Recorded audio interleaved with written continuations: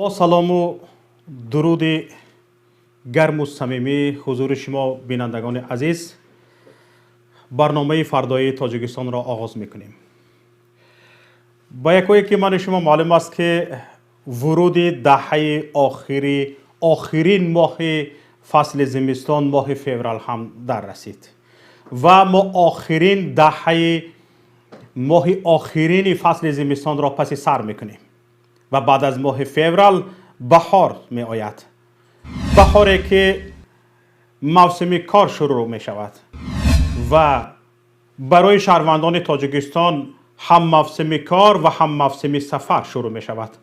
در اکثر سالها طول 3 سال اخیر شهروندان جمهوری تاجیکستان بیشتر در اول موسم بهار رو به سفر، رو به مهاجرت می بیارند تا در مهاجرت قوت لایمت خود را دریافت کنند و پیوندان خود و اهل و عیال خود را به نان تامین کرده باشند. و اینک امروز ما درباره مهاجران گپ میزنیم. مهاجرانی که طول 3 سال است بهار می روند، تیر ماه می آیند یا نمی آیند کسی نمی داند. کسی کفالت این را نمی دهد که هر یک سفر کننده به مهاجرت به وطن خود آیا بر می گردد یا بر نمی گردد و کسی نمی داند که این رفته باز می آید یا باز نمی آید، فوتیده می آید یا به پای خود می آید. مهاجرت چنین پرخطر است، اما کوشش می کند همه شهروند قابل مهنت تاجیکستان در مهاجرت، در غربت قوت لایمت خود را دریابد و این است که اکثری شهروندان قابل مهنت تاجیکستان رو به مهاجرت می آرند و دور از یار و دیار، دور از پیوندان، دور از خویش و تبار قوت لایمت خود را دریافت می کنند. به هیچ حکومت، به هیچ تأمین جای کار در وطن باور امید ندارند و همیشه کوشش میکنند در غربت جان به سختی ها بسپارند و همیشه با کلفت نان به دست بیارند. این است که ما امروز کوشش میکنیم در برنامه امروزه درباره مهاجرت صحبت کنیم. نه تنها درباره مهاجرت بلکه مشکلی ها را هم بیان کنیم، از مشکلی ها یادآور شویم و با اشتراک شما تماشابینان عزیز و کارشناسان درباره این مشکلی ها گپ زنیم و راه حل های آنها را جویا شویم.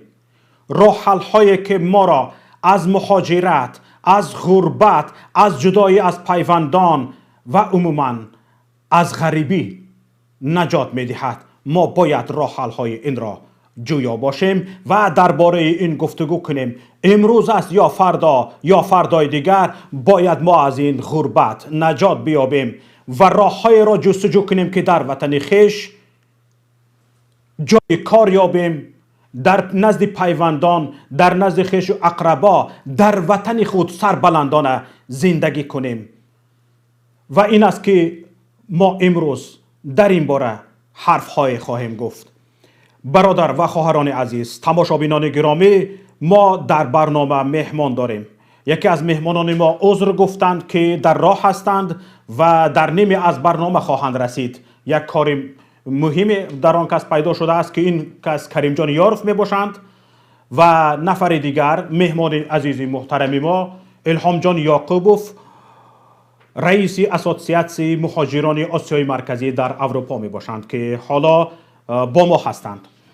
برادری عزیز گرامی الهام جان یعقوبوف، شما را به برنامه فردای تاجیکستان خوش آمدید میگویم و در برابر شما تمام آن نفرانی که الحال ما را تماشا میکنند و با ما هستند خوش آمدید به برنامه فردای تاجیکستان. برادر سلام.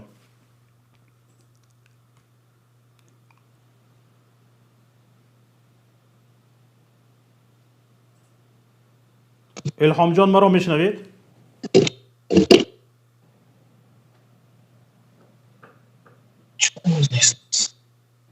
آوازتون هست، من شما را میشنوم.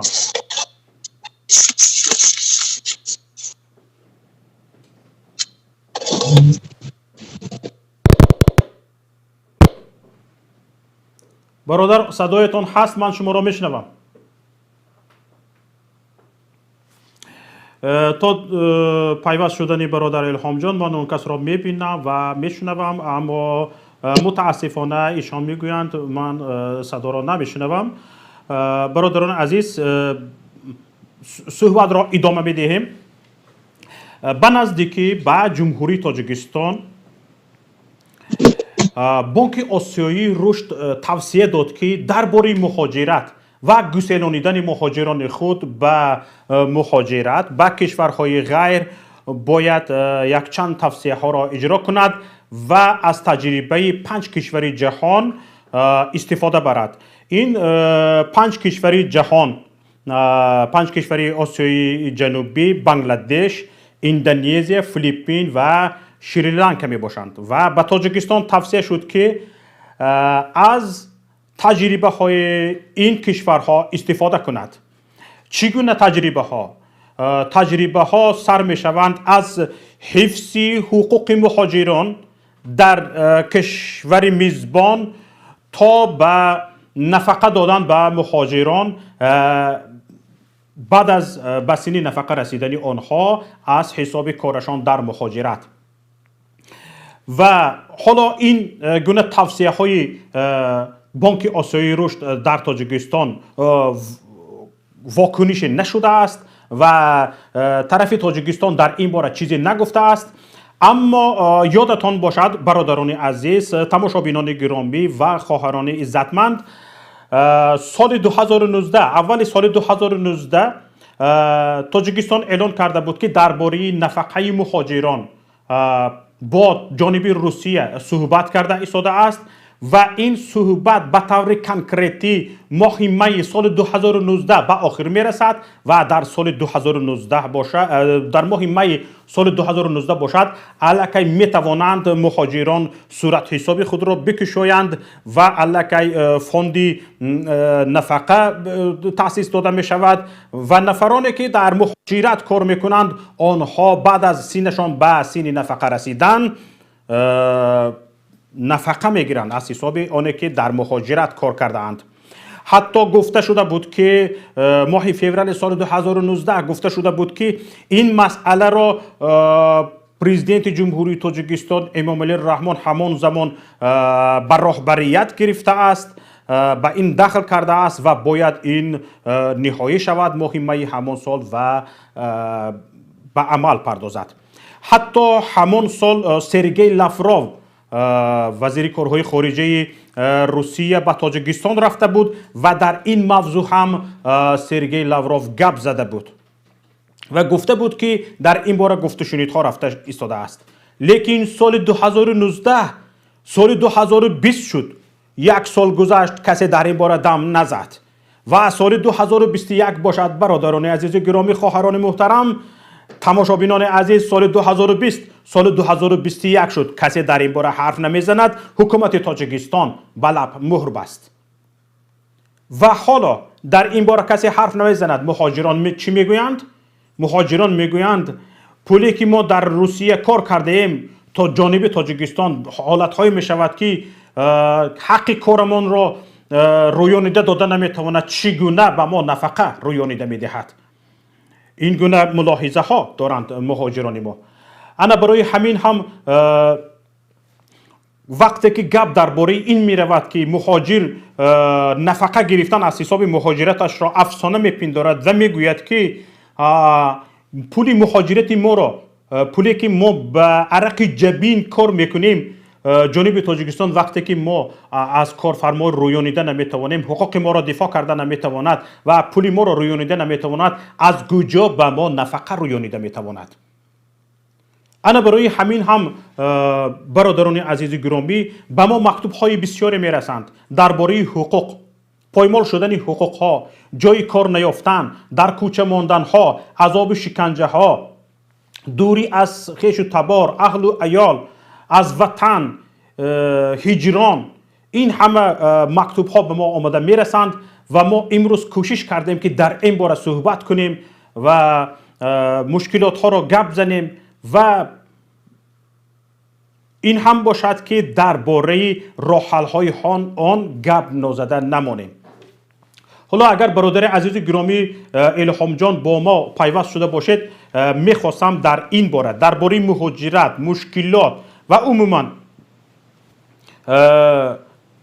درباره آنی که مردم ما، شهروندان قابل مهنت ما امروز اکثریت در مهاجرت نان خود را میابند، با چی مشقت ها عذاب های میخواستم چند جمله فکر خود را بیان میکردید. بعد آن من چندی از چیزهای پرسیدنی را از شما میپرسیدم. بفرمایید. السلام علیکم بینندگان عزیز و این تشکیل کنندگان برنامه. امیدوارم که همه شما خوب هستید و پیش از همه عذر میپرسم که در یک سفر کاری هستم و در داخل ماشین در برنامه شما پیوست شدم و اصلا این یک کاری طبیعی است و خوب هم هست که در برنامه طبیعی در جای طبیعی و هر جایی که هست باید گفته شود. البته جا مهم نیست، فکر و اندیشه مهم است. از این جهت من میخواهم چند اندیشه خود را اصلا درباره مشکلات های مهاجرت بخصوص مهاجری تاجیک گپ زنم، درباره اون حکومتی که مشکلات برای مهاجرا آفریده است یا خیانت به مهاجرا میکند. درباره این حرف نخواهم گفت زیرا که دیگر همه میدونند، چون که هر چی که عیان است حاجت به بیان نیست. فقط من چند چیز را میخوام پیش از همه بگویم. من میخوام بگویم که حکومت تاجیکستان همیشه میگویند و دعوا هم میکنند که مهاجرت یک روند طبیعی است و در تمام دنیا مهاجرا هستند، ولی باید ما دانیم که فرق مهاجرتی مثلا دیگر ملت ها دیگر کشورها از مهاجر تاجیک در چی است؟ مثلا چند فرق هست، فرق خیلی جدی و اساسی. اولا این است که مهاجرت دیگر ملت ها به مثل قرقیز و قزاق و روس ها و لیتوانی و پولاک ها، اینها خاصی مهاجرت اینها خاصی تعدادی معینی مردم است، یعنی به جنبه گلوبالی و عمومی ملی تبدیل نیافته است. اما مهاجرت تاجیک به یک مشکلات عمومی ملی تبدیل یافته است، یعنی تقریبا کشور در دنیا به مثل تاجیکستان نیست که مشکلات مهاجرت و درد و رنج و مهاجرت خاصی تمام ساکنان کشور باشد. تقریبا هر یک عائله تاجیک مهاجر دارد و با درد و رنج مشقت مهاجرت روز میگذراند. یعنی که مهاجرت معنی شما مهاجرت تاجیکا به یک مهاجرتی یا مشکلات عمومی ملی و فراگیر و بحرانی تبدیل شده است. این فرق یک. فرق دو این است که مهاجرت دیگر ملت ها به مثل خیلی گفتیم قرقیز و قزاق و روس و هر مهاجری که هست به حکومت و نمایندگان کشورشان اعتماد دارند که آنها را پشتیبانی میکنند و حمایت میکنند و یگان ملت آنها را تحقیر و توهین نمیکند. اما مهاجرت تاجیک یا یک مهاجری تاجیک، حکومت تاجیکستان از مهاجری خود از مهاجرت تاجیک خود حمایت نمیکند و مهاجر تاجیک این را احساس میکند، چون میداند که حکومت در قفای آن در پشت آن نیست، حمایت نمیکند و خودش هم طلبگار آن نیست که به سفارتخانه به یا نماینده حکومت وقتی حقوقش پایمال می شود مراجعت کند، چون میداند که مراجعت کردن به سفارتخانه یگان نتیجه ندارد و حتی مهاجران ما بیشتر دعا میکند که کارشان به سفارتخانه تاجیک نیفتد، چون که کارشان به پول اجرا نمی شود. از این جهت این فرق دارد. خیلی که گفتم دیگر مهاجرای دیگر ملت ها پشتیبانی حکومت دارند، پشتیبانی کنسولگری و دیپلمات ها دارند، اما مهاجرت تاجیک ما افسوس که در قفای خود حکومت را ندارند. سفارتخانه های تاجیک آنها را حمایت در اکثر حالت ها حمایت نمی کنند. و همچنین مسئله سوم که فرق دیگر مهاجرت دیگر ملت ها از تاجیک این است که مهاجرت دیگر ملت ها روی به کاهش دارند، کمتر کم می شوند، اما مهاجرت تاجیک ما روز از روز زیاد می شود صف آنها و همچنین تلفات مهاجرت در خارج کشور زیاد است. دیگر مهاجرا خیلی گفتیم افزایششان، یعنی رو به کم شدن، اما تاجیک زیاد شده است و در برابر این تلفات زیاد است. هر سال شما تصور کنید که یگان ملت، یگان کشور رو نمیدونید که در مهاجرت بیش از 2000 نفر در یک سال وفات کند. من در یک جا هم گفتم و اینجا هم باز بار دیگر میگویم که من این مهاجرت تاجیک رو، نتیجه مهاجرت تاجیک رو به نتیجه یک جنگ برابر میدونم، حتی بدتر از جنگ میدونم. چگونه برابر با جنگ؟ برای اونکه نتیجه یک جنگ تلفات مردم است، یتیم ماندن کودک‌ها هست، بیوزن شدن زنها هست. نتیجه یک جنگ سوختن یک خانه است. انا نگاه کنید که مهاجرت تاجیک هم همین نتیجه را دارد. شما تصور کنید در 25 سال زیاده از 50,000 مهاجران تاجیک مردند، وفات کردند، شهید شدند یا به هر سببی که به قتل رسانده شدند. در 25 سال مهاجرت 50,000 نفر از مهاجران تاجیک ما تلفات داده است، یعنی که وفات کردند. زیاده از 150,000 نفر با هر سبب معیوب و کسالمند و درماند شده است. این از یک نتیجه است، از یک جنگ بالاتر است. نگاه کنید که در یک جنگ 100 ساله بریتانیای کبیر و فرانسه که 100 سال 116 سال دوام کردن، 50,000 آدم نمرده است در دوام 100 سال. ولی در دوام 25 سال مهاجرت من شما، مهاجرتی که اجباری است، این طبیعی نیست، این اجباری است. انشاءالله من شاید در دوام برنامه هم بگویم نتیجه است از یک جنگ بدترتر است. برای همین اگر 10 سال دوام دادن گیرد این مهاجرت ما، از همون تلفاتی که در جنگ شهروندی تاجیکستان سالهای 92 97 جنگ شهروندی بود، میگویند که 150,000 مردم ما وفات کرده است. اگر 10 سال مهاجرت تاجیک دوام یابد، تلفات ما از جنگ شهروندی هم زیاد خواهد بود.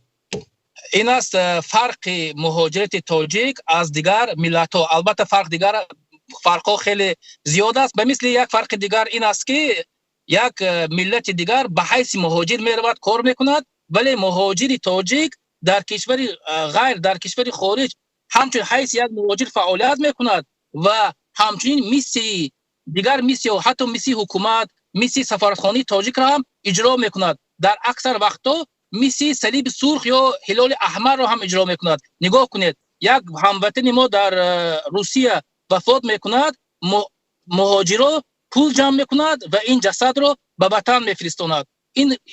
این وظیفه سفارتخانه تاجیک است. یا یک مرده در مردخانه روس ها میمونند، این سفارتخانه این خبر را نمییابد، یک مهاجر مییابد یا یک دیاسپوری تاجیک مییابد به سفارتخانه تاجیکستان مراجعت میکند و حتی سفارت فکر شما نمییابد مگر از همون مردخانه یا مورگ مثلا گریم، یا کی وقتی که مرده به مردخانه میافتد مقامات های انتظامی نیز با خبر میشن. فکر میکنید به سفارتخانه آنها زنگ نمیزنند که مرده شما در سفارتخانه است، در مردخانه است؟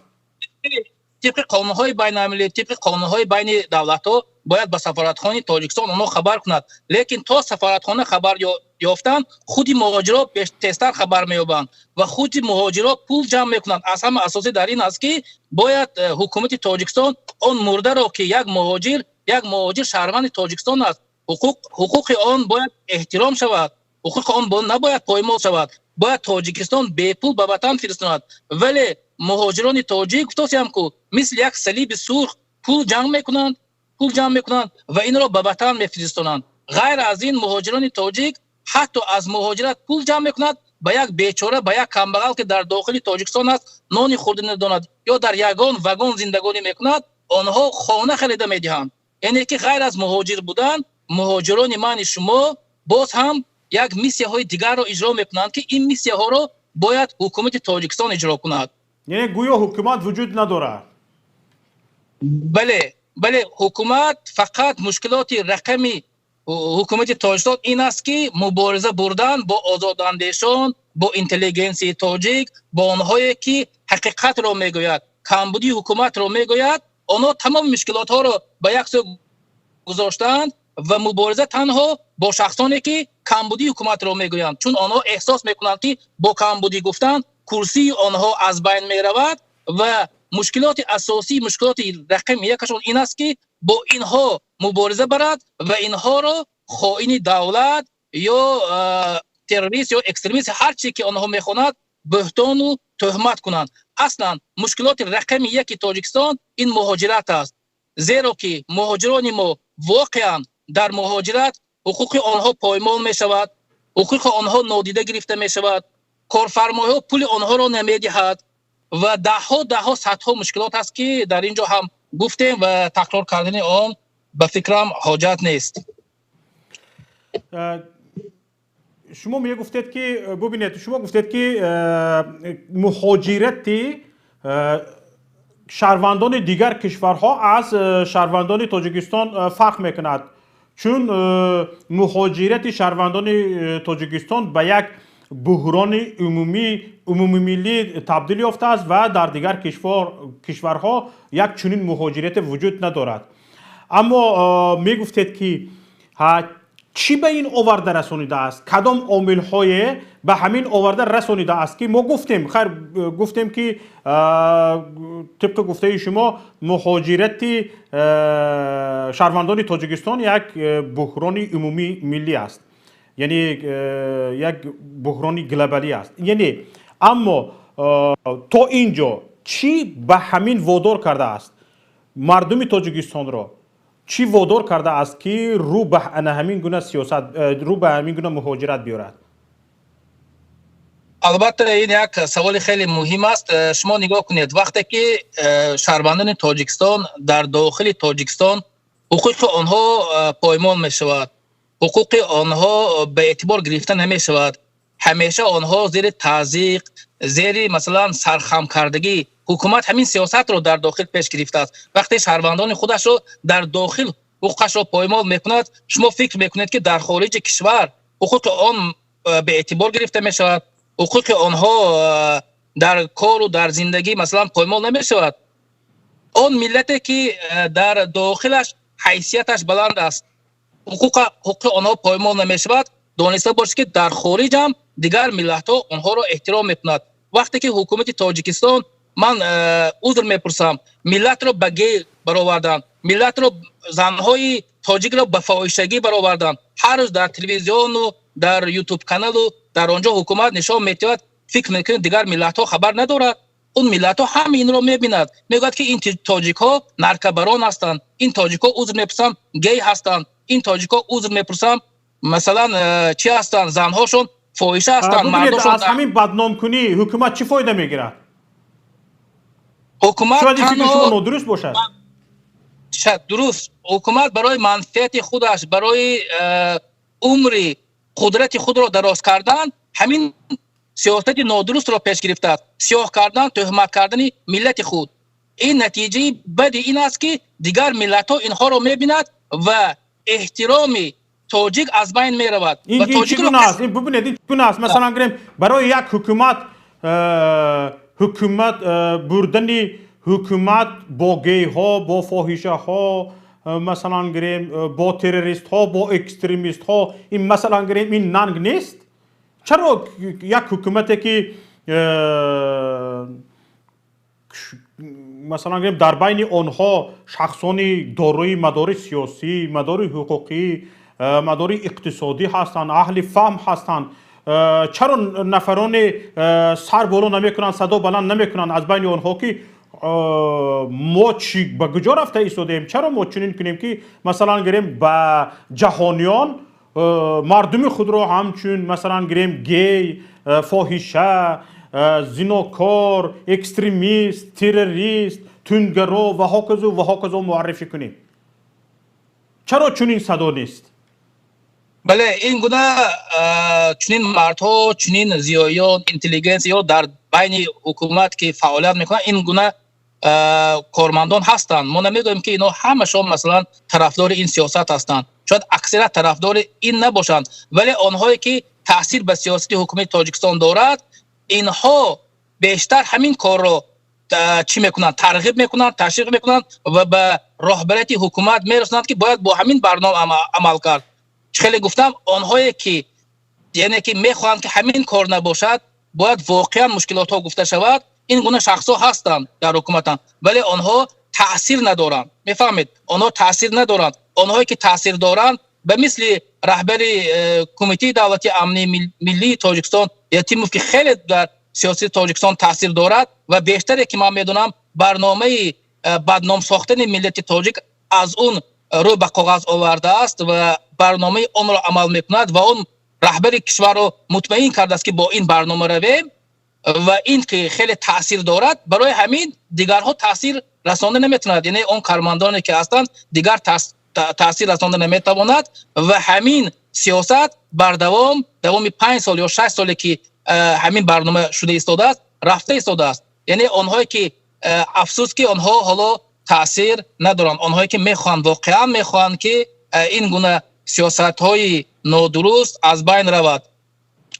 اینه که من گفتم که این نتیجه خیلی نتیجه بد است و نتیجه اول نتیجه من شما مهاجران مهنتی و دیگر مهاجران در خارج هستند میبینیم. شما فکر نکنید که حتی در اروپا ما زندگانی میکنیم بیشتری همین شهروندان همین کشور از ما میپرسند که ما دیدیم که تاجیکان این کارو کردن یا مثلا حکومت شما فلان کارو نشان داد. ما خیلی شرمنده میشیم در اینجا. واقعا این یک تأثیری خیلی بد دارد و من از حکومت تاجیکستان طلب میکنم که این گونه سیاست های نادرست، بدنام کردن ملت، به گی برآوردن ملت، زنها رو به فاحشه برآوردن، نرکبران نشان دادن مثال یک تاجیک، این کارها رو بحث کنند به یک مشکلات اساسی که مشکلات واقعی رقم یک مشکلات مهاجران است، جای کار است، زندگی خوب در داخل کشور است، از پی این کارها شوند.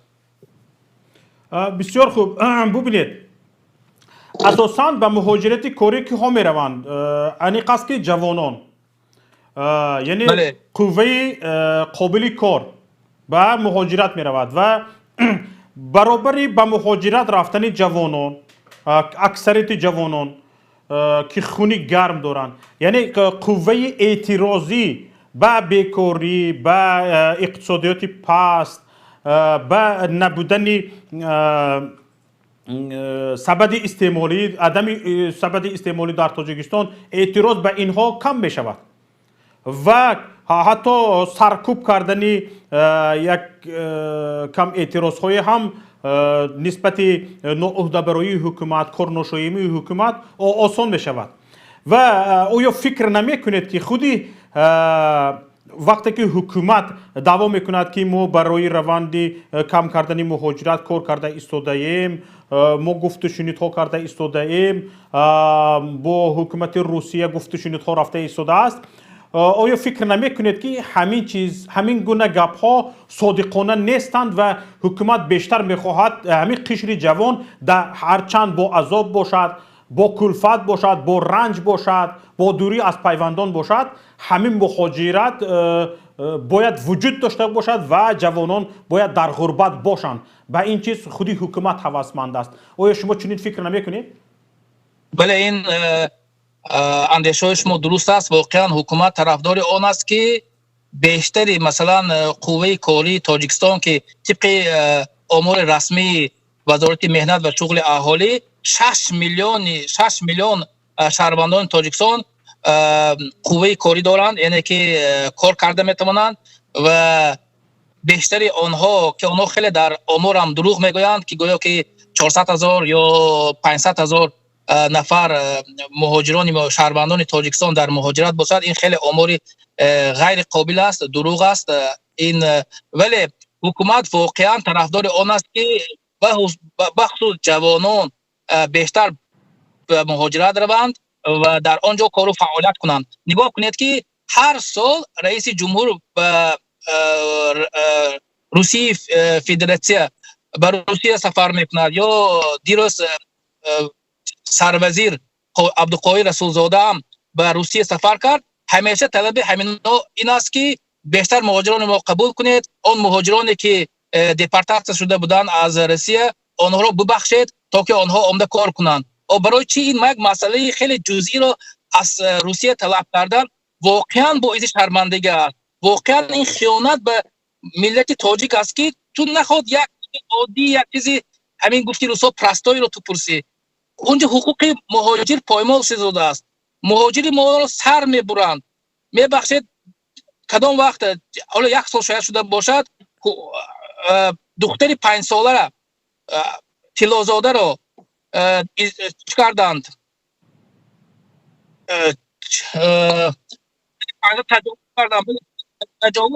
تجاوز کردند. چرا درباره این حرف نمیزنی؟ چرا حقوق مهاجر رو در روسیه طلب نمیکنی؟ چرا از راههای دیپلماتی نوت نمیفرستانی؟ میبیایی با یک خوری با یک زوری طلب بخشیدن مهاجران رو میکنی، طلب آن میکنی که بیشتر مهاجران رو در روسیه کار فرمایند، جای کار برای مهاجرای ما ترتیب دهند. شما شر نمیدارید شما در داخل جای کار تامین کنید به مهاجران تاجیک، حقوق آنها رو شما حمایت کنید. شما از همه راه ها میتونید با آنها صحبت کنید تا حقوق مهاجران ما در روسیه است، در قزاقستان، در هر کجا هست تامین باید باشد. آنها طرفدار آن هستند که بیشتری شهروندان تاجیکستان در روسیه، در قزاقستان، بیرون از تاجیکستان فعالیت کنند و بیشتر به کشور سرمایه وارد کنند. من مهاجران تاجیک رو همچون یک سرمایه گذار میدونم. آنها رو من مهاجری مهنتی نمیدونم. آنها رو حکومت تاجیکستان هر یکی ما باید سرمایه دار حساب کنیم. سرمایه گذاری داخلی، سرمایه گذاری که امروز نگاه کنید حکومت تاجیکستان با سرمایه گذاران خارجی چگونه معامله میکنند، چگونه آنها را احترام میکنند. شما میدونید همین خطای بیش از 1 میلیارد سرمایه وارد کرده است به تاجیکستان، چگونه با این خطای ها معامله میکنند؟ چرا مهاجران ما رو با مهاجران ما چنین معامله نمیکنند؟ این مهاجران ما در دوام 25 سال یا 27 سالی مهاجرت بیش از اگر شما واقعا حساب کنید 50 میلیارد دلار به تاجیکستان وارد کردند. شما میدونید چند قدر پول کلان است؟ یگان کشور دنیا، یگان کشور ابد قدرت، چه خطای است، چه امریکا است، چه روسیه است، 50 میلیارد دلار به تاجیکستان سرمایه گذاری نکرده است. این را فقط ما و شما کردیم، مهاجران تاجیک کرده است. چرا آنها را همچون یک سرمایه گذار نگاه نمی کنند؟ چرا با آنها معامله همچون که معامله با دیگر سرمایه گذارها دارند با همین گونه معامله نمی کنند؟ یک سرمایه گذار خارجی بیاد در 7 ستاره دار هتل آنها را نگهبانی میکنند، بهترین غذا را پیشنهاد میکنند، بهترین مثلا کارها را نشان میدهند، بهترین معامله را میکنند. برای چی با یک مهاجر که سرمایه گذار هست بهترین مثلا معامله را میکنند؟ از همین ایرپورت از آنها پول میستانند، با یک عذاب بررسی میروند، در رسی هم حقوقشان 10 مرتبه گفتیم که پایمال میشود. یگان گونه از جانب حکومت اعتراض نمیشود با اون طرف کارفرما یا با اون حکومت یا با اون دولتی که مهاجران با کار فعالیت میکنند اعتبار داده نمیشود. یگان معامله با اون حکومت کرده نمیشود و آنها رو همچون یک مهاجر مهنتی عادی حتی حکومت تاجیکستان من شما اون مهاجران رو به اعتبار هم نمیگیرند و گفتی روسا هم عذر میپسند پریزنوات هم نمیکنند، ولی آنها مهاجرانی ما سرمایه گذار هستند. بیش از من باز بار دیگر میگم که بیش از 50 میلیارد دلار آنها به تاجیکستان وارد کردند و هر آبادی که هست در تاجیکستان این از دست مهاجران است. این را نه رحمانوف کرده است، نه یتیموف کرده است، نه یگان راهبری تاجیکستان کرده است. هر آبادی که هست، من درباره آبادی هم خیلی حرفم هست که در تاجیکستان تقریبا یگان آبادی نیست. آبادی کدام وقت می شود؟ آبادی اگر جای کار باشد، آبادی اگر زندگی خوب داشته باشد، آبادی اگر برق باشد، آبادی اگر در خانتان گرمی باشد، آبادی مگزین های شما پوری چی باشد، پروداکت ها باشد، آبادی در آن وقت میشد که اینجا ببینید من یک چیز از شما پرسیدنیم. مثلا میگویند که تا شمال نشود برگ درخت نمیجومد یا که از یک دست صدای قرصک نمیباید. آیا شما فکر میکنید به همین کمبودی ها فقط و فقط حکومت گناهکار است؟ بله، من 100% البته حکومت را گناهکار کردن شاید در اینجا از روی آداب، از روی اخلاق و به انصافی هم باشد. اینجا هم 90-80% عیب حکومت جمهوری تاجیکستان است به یگان شک و به تردید، و اون 10% که هست این عیب معنی شما است. عیب معنی شما است، عیب خودی مهاجران است که از حکومت طلب نمی‌کند تا که آنها در داخل برای آنها جای کار مهیا کنند، زندگی خوب مهیا کنند، маош خوب دهند. برای چی؟ برای مهاجرت میروند. اجباراً من گفتم که مهاجران ما به مهاجرت میرند برای که معاش درست نداریم، جای کاری درست نداریم، تماما جای کار نیست. اون زواد و فابریکایی که گویا که در یک سال 150 یا 200 زواد و فابریکا ساخته میشود که هر سال در پیام رئیس جمهور این مسئله گفته میشود، این دروغ است. دروغ است. 150 کارخانه در تاجیکستان ساخته نمیشود. اگر واقعا هر سال 150 یا 200 کارخانه ساخته میشد، در روسیه 2 میلیون مهاجر نمیماند. حتی 100,000 هم مهاجر در روسیه کار نمیکرد. در اون زواد و فابریکا فقط تاجیک کار میکرد. 150 کارخانه ساخته شود، شاید برای 150 نفر باشد اخیر. درست است. برای 1,500 نفر باشد. این گونه کارخانه هایی که در تاجیکستان مثلا گریم 1000 نفر، 1,500 نفر، 2000 نفر را تامین کنند، این گونه کارخانه ها اعلان نشده است. برعکس در کارخانه های بزرگ بیشتر وقت اختصار، یعنی اختصار کارمندان به میان میآید. مثلا گریم چندین بار شنیدیم که در کارخانه الومینی تالکو اختصار کارمندان به میان آمد. در کارخانه های بزرگ بیشتر به جای آن که تامین به جای کار مردم شود، اختصار کارمندان به میان می‌آید. اما اونایی که اعلان می شود 100 کارخانه ساخته شد، بنیاد کرده شد، به استفاده داده شد، 150 کارخانه ساخته شد، به استفاده داده شد، این کارخانه ها بیشتر سرتراش خانه، دوزندگی، کارگاه دوزندگی فرض کردیم، یا یگان چایخانه، رستوران مثلا گریم، همین گونه کارخانه های هستند. یگان کارخانه استحصالی باشد یا یگان کارخانه باشد که اقلا 150-200 نفر را به جای کار تامین کند. در آمار تاجیکستان این گونه کارخانه ها وجود ندارد. یعنی با تعداد کارخانه ها 150 کارخانه، 1200 کارخانه، 1300 کارخانه نظر فریبی می شود. اما در اصل این کارخانه ها تعداد معینی نفران رو که به جای کار نیاز دارند به جای کار تامین کرده نمی تواند. از این میباید که گفته می توانیم با باوری کامل که کارخانه هایی که در تاجیکستان امروز روی کار می بیایند، یعنی اقتداری تامین به جای کار را ندارند. یعنی کارخانه هایی هستند که مثلا گریم شاید سیمینی بیزنس باشد. مثلا گریم سرتراشخانه چگونه می تواند مثلا گریم از عایله خودش زیادتی کند؟ یک تاسیس یا کارگاه دوزندگی چگونه می تواند از سیمینی بیزنس بیرون باشد؟ از یک بیزنس یا یک تجارتی عایلوی بیرونتر، فراتر باشد. یک کارگاه دوزندگی. یک دقیقه فرصت شما درست میگوید، ولی من درباره پیام رئیس جمهور که در همین 10 سال یا 15 سال اخیر که پیام میگوید، یگان حرف درباره مهاجران نمیگوید. و در همون پیام از من گفته ایستادم که در همون پیام میگوید هر سال 150 یا 200 زواد و فابریکا ساخته است و در همون قفای همون پیام میگوید که در همین سال یا سال آینده 150,000 جای کار مهیا میکنیم. شما نگاه کنید، میگویند که 150,000. اگر در این 10 سال اخیر 150,000 جای کار مهیا کرده باشند، در 10 سال میشد 1.9 میلیون جای کار و 1.9 میلیون جای کار برای ملت تاجیک میرسد.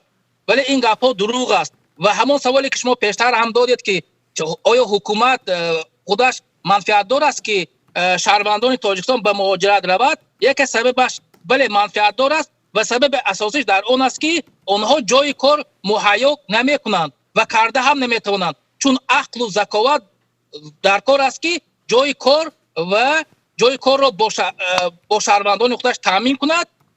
چون این عقل و ذکاوت را ندارند، فقط عقل و ذکاوت آنها به آن میرسد که شهروندان ما به مهاجرت رود و کار و زندگیشان را در آنجا یابد. برای همین این هم پیام رئیس جمهور دروغ است و اساس این است که در پیام یگان گپ درست نیست، یگان حرف درباره مشکلات مهاجران نیست، زیرا که اینها نمیخواهند که درباره مهاجرت گپ زنند و چون نمیخواهند که این مشکلات عمومی و بحرانی است، نمیخواهد که ملت تاجیک بفهمد که این یک مشکلات بحرانی و عمومی ملی است. خوب اینجا حرفا گفته شد.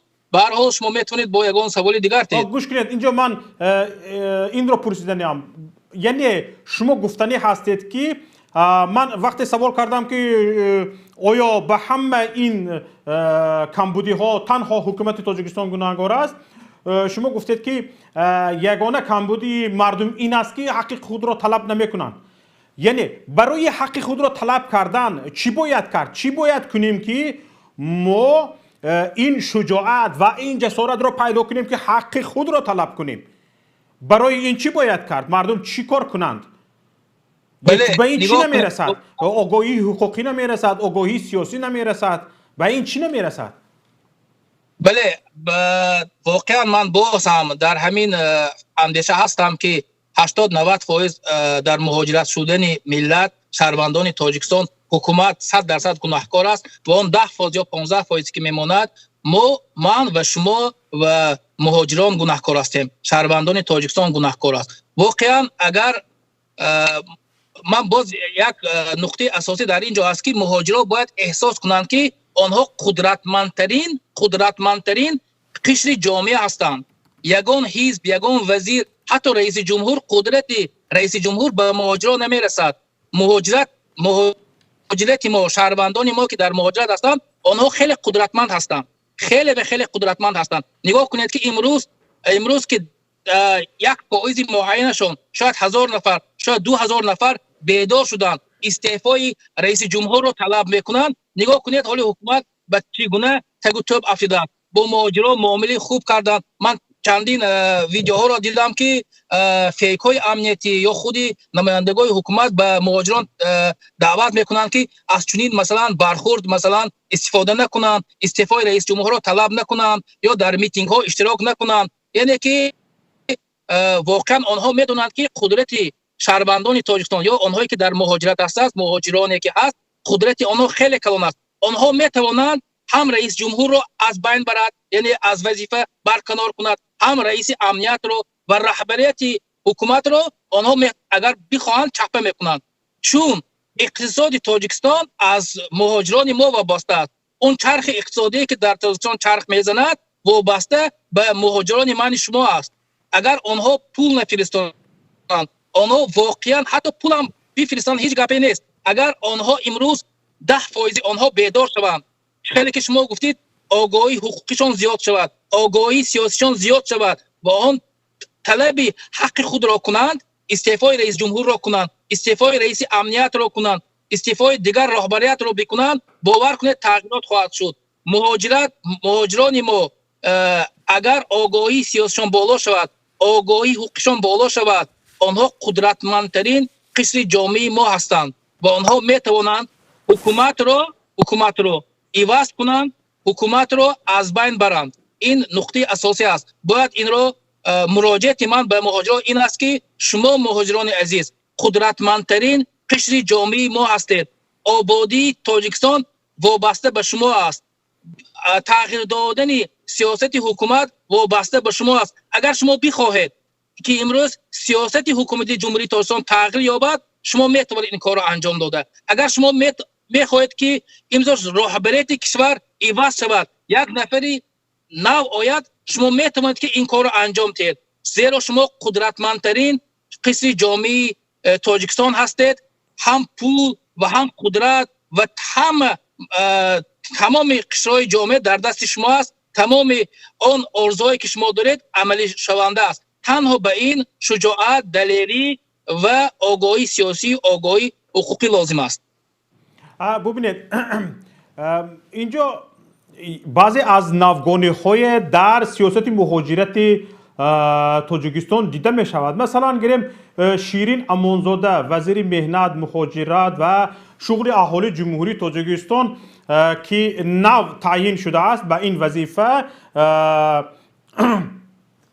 به قریبی تعیین شده است، بعضی از خود ابتکارهای جدی نشان داده ایستاده است و نسبت دیگر وزیرانی که از این پیش بودند یک کمی خود را فعالتر نشان میدهد. مثلا گریم به ولایت ایرکوتسک فدراسیون روسیه مهاجران را گسیل کرد، 200 نفر و 300 نفر و یادم نیست تعدادشان دو مراتبه گسیل کرد با مساعدت وزارت مهنت، مهاجرت و شغل اهالی جمهوری تاجیکستان و همچنین از مردی کار بازاری، یعنی زنی کار بازاری ختلان دیدن کرد. بختر رفته دیدن از حالی آنها با خبر شد، خبر گرفت، اما نفهمیدم که این مردی کار بازار را از بین برد یا تعداد زنان زیاد شد یا با آنها شرایط موافق زنیکاری آفرید یا چکار کرد. یعنی یک کمی از خود فعالیت بیشتر نشان میدهد.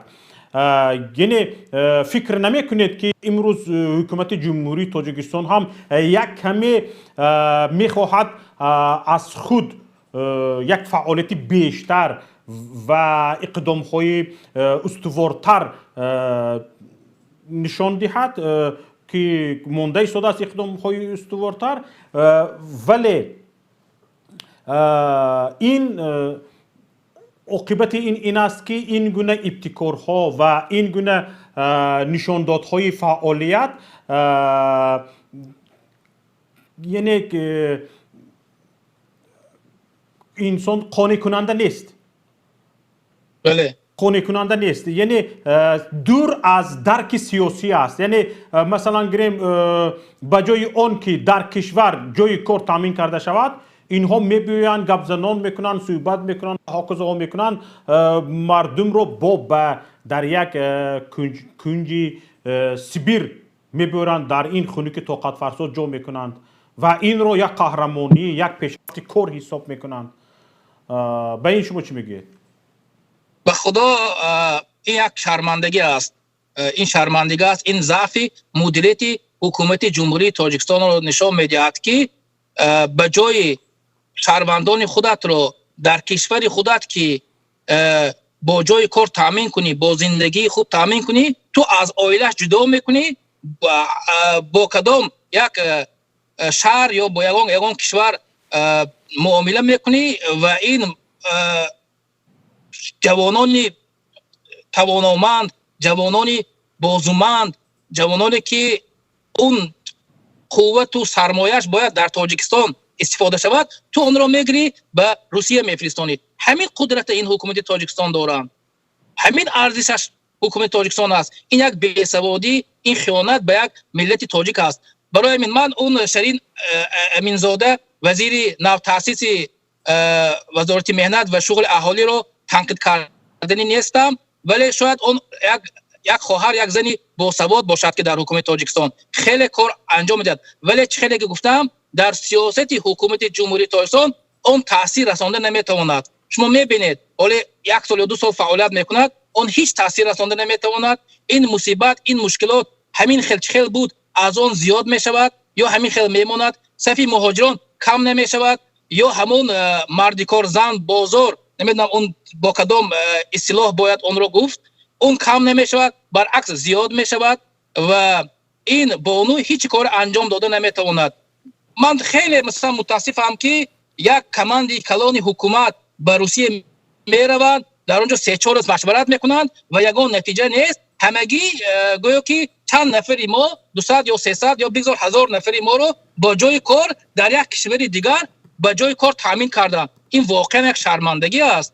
این واقعا یک جای شرمندگی و شرمنده ترین مسئله هست. باید ما حکومت جمهوری تاجیکستان شهروندان خودش را در داخل تاجیکستان به کار تامین کنند. اگر حکومت جمهوری تاجیکستان بخواهد که شهروندان تاجیکستان در داخل تاجیکستان جای کار پیدا کنند، میتوانند. تاجیکستان این قدرت را دارد، کشور من شما این قدرت را دارد که در تاجیکستان جای کار باشد، زوادها، فابریکا کار کند. چرا من دیروز در یک رادیو آزادی یک مقاله خواندم که یک کارخانه خیلی کلان در دست خیتایی ها بوده است و در آن دست خیتایی ها بیشتر تاجیکان کار میکرده است و چنین کار را آنها را اندازه کردند که شاید این در وقتی کرانتین باشد 3 ماه به خانهش نرفته در همون کارخانه کار میکند، از اون کارخانه نبرانده. و وقتی که شهروندان تاجیکستان به حکومت تاجیکستان، به خود وزارت مهنت و شغل اهالی مراجعت کردند که ما مثل یک غلام در اینجا کار میکنیم. 3 ماه ما از خانه دور، از زن و فرزندها دور و یک معاش درست هم در اینجا نمیگیریم. باید شما با این یک اقدام کنید تا حداقل ما طبق همون مقرراتی که جمهوری تاجیکستان معین کرده در طلبات یا قانون درباره فعالیت مهنتی طبق همون کار کنیم. حکومت جمهوری تاجیکستان میگوید که ما با آنها هیچ کار کرده نمیتوانیم، آنها ترتیبات و مقررات خود را دارند. این مثلا همین گپ است. همین گپ است که یک مثلا خطایا آمده است، یا اینا از خطایا میترسند یا از خطایا وابسته هستند، با خطایا گپ زدن نمیتوانند و اون خطایا آمده است تاجیکستان رو غارت میکند. در تاجیکستان چندین کارخانه ساخته است و شهروندان تاجیکستان را در داخل تاجیکستان مثل غلام استفاده میبرند. بعد شما چگونه وقتی که این رو یک کشور دیگر میخواند، یک ملت دیگر میخواند، اون تاجیکستان رو، اون تاجیکان رو که در روسیه کار میکنند یا در قزاقستان کار میکنند، آنها را تحقیر میکنند، مثل همین استفاده میبرد و میگوید که شما را در داخل مثل غلام استفاده برده ایستاده است، ما هم در اینجا مثل غلام استفاده میبریم. من عذر میپرسم از مهاجرانی که البته ما مهاجران تاجیک هستند که اکثرشون ناموس دارند، یک بیداری دارند، آنها هیچگاه با اون کارفرمایهایی که این کارهای بیادبانه را میکنند یا مثل غلام استفاده میبرند آنها جواب میتن، عکس عمل میتن، لیکن باید این عکس عمل رو حکومت جمهوری تاجیکستان دهد. افسوس که حکومت جمهوری تاجیکستان نه در داخل تاجیکستان و نه در بیرون تاجیکستان عکس عمل نشان داده نمیتواند. بار دیگر تکرار میکنم، اگر حکومت جمهوری تاجیکستان بخواهد و خواهش داشته باشد، در تاجیکستان عزیز من شما 10 میلیون جای کار تأسیس داده میتواند. افسوس که آنها کار فساد زدن است، دزدیدن است، مبلغ مردم را گرفتن است، به ویرجین فرستادن است، به بانک‌های خارجی پولها را فرستادن است. به همین کار دست میزند. چرا تاجیکستان من شما آباد نمیشود؟ برای اینکه دزدی میکنند. یکی از مسائل اساسی همین دزدی است. اگر هر نفری که به حکومت تاجیکستان میاد فقط تنها کارش اگر همین دزدی نکند، تاجیکستان من شما آباد میشود. همین هر کسی که به تاجیکستان میاد رهبر دولت میشود، رئیس جمهور میشود، یک کماندی مثلا با انصاف می آید و حتی دزدی نمیکند، تمام مردم خودش جای کار رو تامین میکند. چرا امروز سرمایه گذاران داخلی در قزاقستان، در روسیه، در اروپا زواج شدند، فابریکه شدند، تمام سرمایه خودشون رو از داخل با هر راه برآورده ایستاده است، در خارج کشور زواد و فابریکه میسازد، در آنجا انداز میسپارد و فعالیت خودش رو ادامه میدهد و فعالیت خودش رو در همون کشورها میکند، ولی در تاجیکستان نمیکند. برای آنکه میدوند که در تاجیکستان هم اموالش رو میدزدد و هم دیگر پول و مبلغش رو. نگاه کنید حکومت جمهوری تاجیکستان یک کار راه اندازی کرده است که شما اگر سرمایه گذار باشید، شما اگر تاجر باشید، 1 ساله انداز رو الکی میگیرن. این در کدام طلبات قانون است؟ بین پیش پرداخت 1 سالش رو طلب میکنند که حالا وای فعالیت نکرده است، حالا کار نکرده است، اون 1 سال چی میشود کسی نمیدواند، الکی سال 2021 اندازش رو تا ماه دکبر گرفته است. این در کجا است؟ برای همین من میگویم که هر نفری که رئیس جمهور میشود آینده فقط کارش دزدی نکند، مردم جای کار خودش رو به این موضوع باز برمیگردیم. برادر عزیز، با اینجا اعلان میکنم که شما الکی تماشابینان گرامی در نوار رقم ما رو میبینید. الکی رقم ما در نوار مانده شده است و شما میتوانید الکی با ما تماس بگیرید، به ما زنگ بزنید و ما زنگ شما رو قبول میکنیم. پیش از آن که زنگ شما رو قبول کنم، من اعلام میکنم که برادران عزیز گرامی، شما دکمه لایک رو پخش کنید و این نوار ما رو، پیوند این نوار ما رو به دوستانتان، به دیگران، به خویشاوندان، به یاران، به دوستانتان بفرستید تا آنها وارد این بحث ما شوند. در این بحث ما راه حل ها رو هم خواهیم گفت و کوشش میکنیم که با کمک شما و با کمک کارشناسی ما بعضی از با هم مشورت ها رو کرده باشیم، با هم مصلحت ها رو کرده باشیم که چگونه ما با هم پیش برویم. و اگر چنانکه که گفتیم از یک دست صدا نمی براید، اگر ما متحد باشیم، با همدیگر مشورت کنیم، با همدیگر مصلحت کنیم و آگاهی سیاسی، آگاهی حقوقی پیدا کنیم و ما می توانیم که هم در غربت در مهاجرت کسانی که به ما کار میفرمایند میزبان ما هستند آنها را مجبور و وادار به این کنیم که به ما احترام قائل باشند و حکومتداران خود را هم ما می توانیم که وادار به آن کنیم که به ما احترام قائل باشند. حالا برادران عزیز تگمه لایک را پخش کنید تا دیگران نیز از این برنامه ما با خبر شوند و به برنامه ما وارد شوند و خودتان نیز در پهن کردن این برنامه ما در شبکه های اجتماعی در فیسبوک، ادنکلاستیک، توییتر، کانتکت کمک کنید تا با صحبت ما دیگران همراه شوند. حالا زنگ اولین را قبول میکنیم. بفرمایید. الو، السلام علیکم. و علیکم السلام.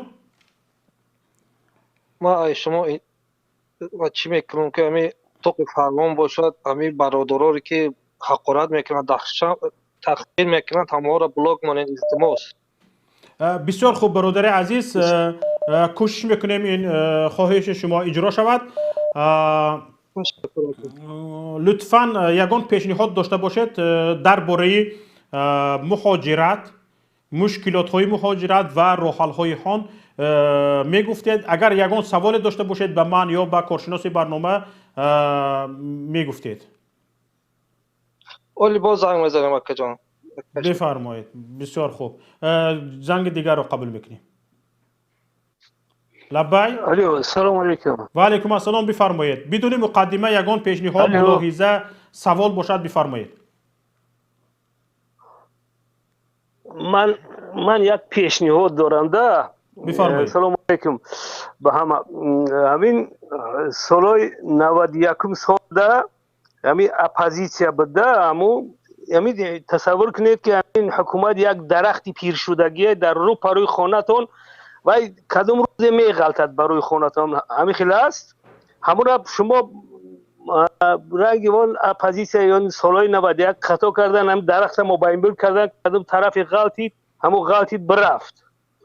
بعد نه ریشه کفتن، نه پاچوکش بریدن، نه یگون چی کردن. همین باوری داره که همین دولت اگر نابود کنه با همون خطاگیر نکنین.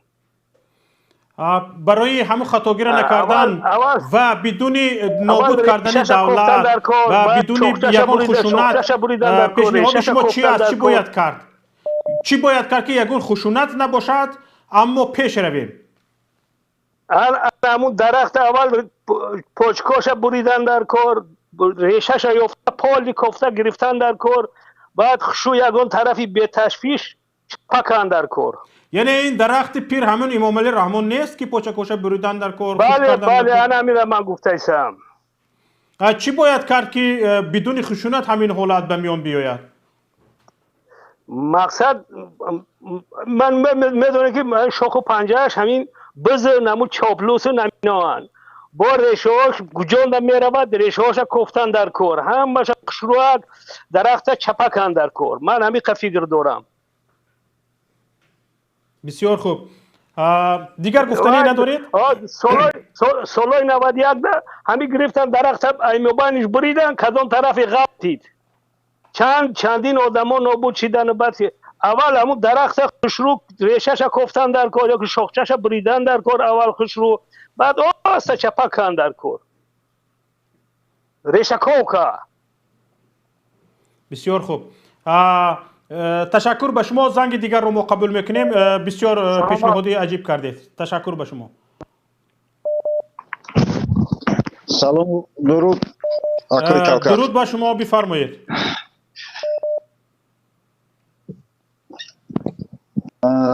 شما امروز خیلی برنامه جالب رو پیشنهاد کردید. در برنامه موضوع ببینید سبب‌های و عامل‌های اساسی مهاجرت در تاجیکستان، این نبودن عدالت اجتماعی و نبودن سیاست مردم سالاری حکومت نسبت به ملت، وجود داشتن سگریگاسیا در جامعه تاجیکستان و یک ناامیدی از برای فردا در تاجیکستان است.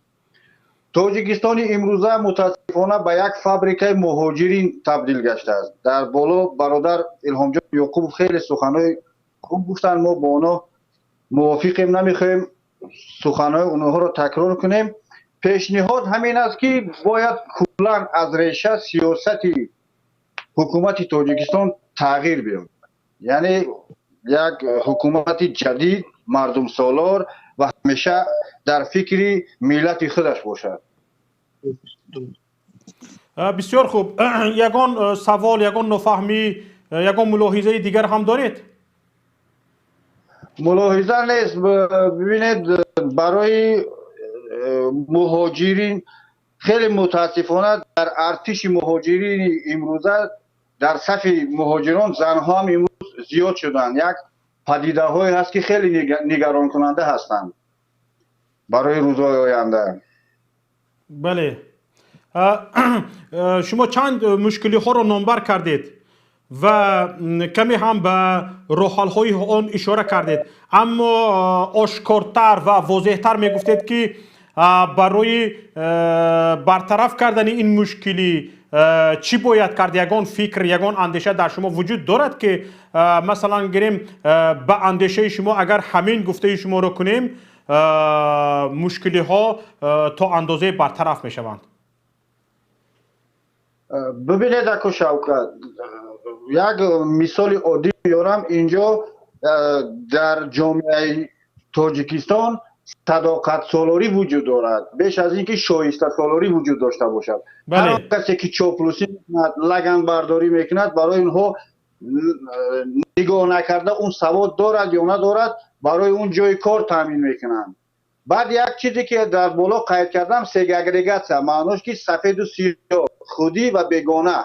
بله. یا که با اصطلاح روسی کوماستوا، با طرز خویش و تباری اقربا و چیز کردن اینها صاحب کار میشوند، سواد ندارند. مثلا یک رئیس میاد، رئیس تعیین میشود، همه کار اون رئیس را یک جانشین با سواد رو میارن، اون کار اصلی را جانشینش انجام میده.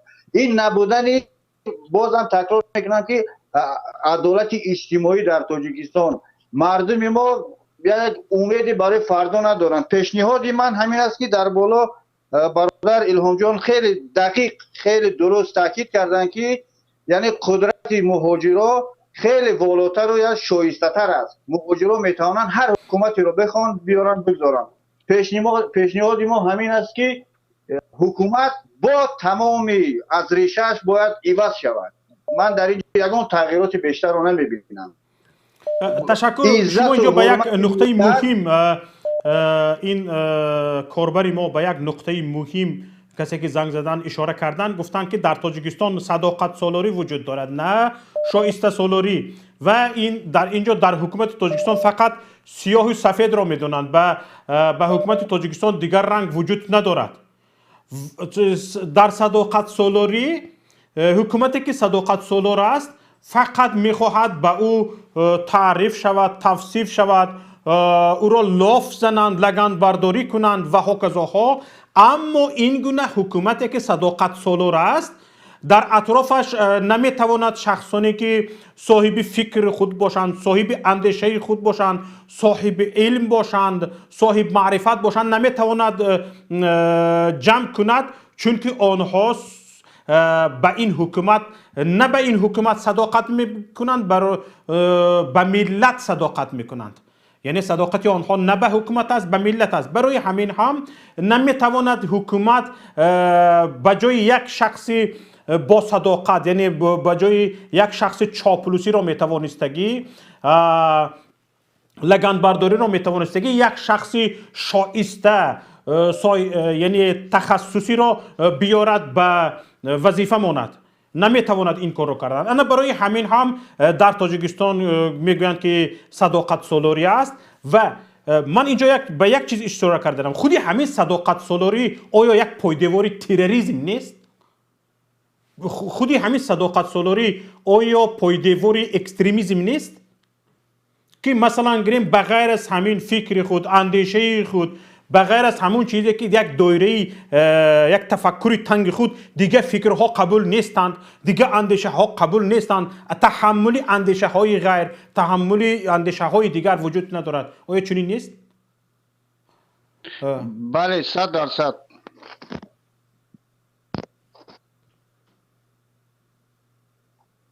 برادر الهام جان شما چی میگید در این باره؟ خیلی درست شما فرمودید و اون برادر عزیز ما که اینجا صحبت کردن خیلی مشکفانه مسئله ها رو گفتند و واقعا یک چیزی خوبم گفتن. البته نه تنها این شخص عزیز ما که حاضر صحبت کردن، نه تنها این نفر و ده ها صدها نفر هم مهاجران چین احزاب سیاسی چی مخالفان گفته شدند که باید سیاست امروزی حکومت تاجیکستان کلا تغییر یابد و رهبریت کشور کلا تغییر یابد. ولی اینجا ما باید چگونه از بین بردن این سیاست و چگونه از بین بردن این رهبریت کشور رو صحبت داشته باشیم و کدام راهها کدی. و خوب هم گفتم و خوب هم این دوست عزیز ما هم گفتن که این قدرت که مهاجرات دارد همین کار رو کرده میتوانند. اگر هر یک مهاجر فکر کند و مهاجران ما در اتحاد باشند، یک دست باشند، اینا همشون نباید 100% یک دست باشند، همون 20% مهاجران ما 15-20% مهاجران ما متحد باشند و طلب استعفای رحمانوف کنند، طلب اصلاحات کنند. من البته باور دارم که این سیاست کشور تغییر خواهد یافت و رهبریت کشور هم تغییر یافت خواهد شد. اما به سوال شما که آیا این صداقت سالاری مثل یک شعبه تروریسمی است، اکستریمیست است، این 100% درست است. امروز حکومت جمهوری تاجیکستان ما از همون حرکت های تروریستی هیچ فرقی ندارد.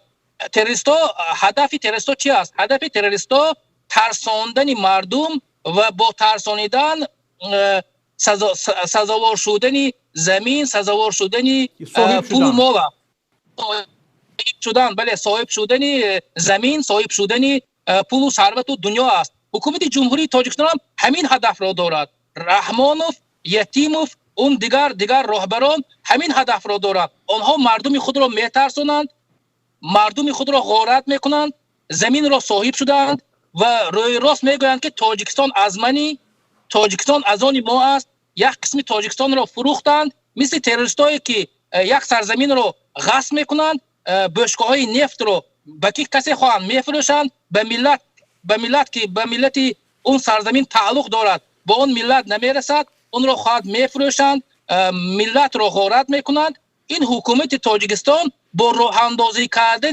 علمین صداقت سالاری یعنی که عملهای تروریستی رو، هدفهای تروریستی رو عملی کردند. یعنی وقتی که این صداقت سالاری رو، سیاست صداقت سالاری رو پیاده کردند، اینها هم صاحب دنیا شدند، صاحب مال و ثروت شدند، صاحب بانک‌های خصوصی شدند، صاحب ثروت‌های هنگفت شدند. حتی زمین تاجیکستان را فروختند. تا این درجه قدرت پیدا کردند که زمین تاجیکستان را فروختند. و باز یک بار دیگر اگر هم تکرار شود میگویم که این حکومت امروزی جمهوری تاجیکستان اون کماندی که رحمانوف ساخته است از حرکت تروریستی هیچ فرقی ندارد. هدف یک است، هدف ثروت، مال و دنیا است. تشکر. بله، رقم دیگر زنگ میزند و ما زنگ دیگر را قبول میکنیم.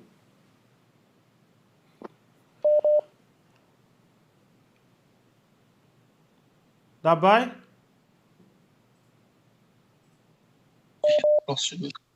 گوش میکنم شما را. الو، سلام علیکم. بله بفرمایید. صدایتون کمتر پست است، میتوانید بلندتر صحبت کنید. سلام علیکم. و علیکم السلام. بفرمایید، شما در برنامه فردای تاجیکستان در پخش مستقیمید.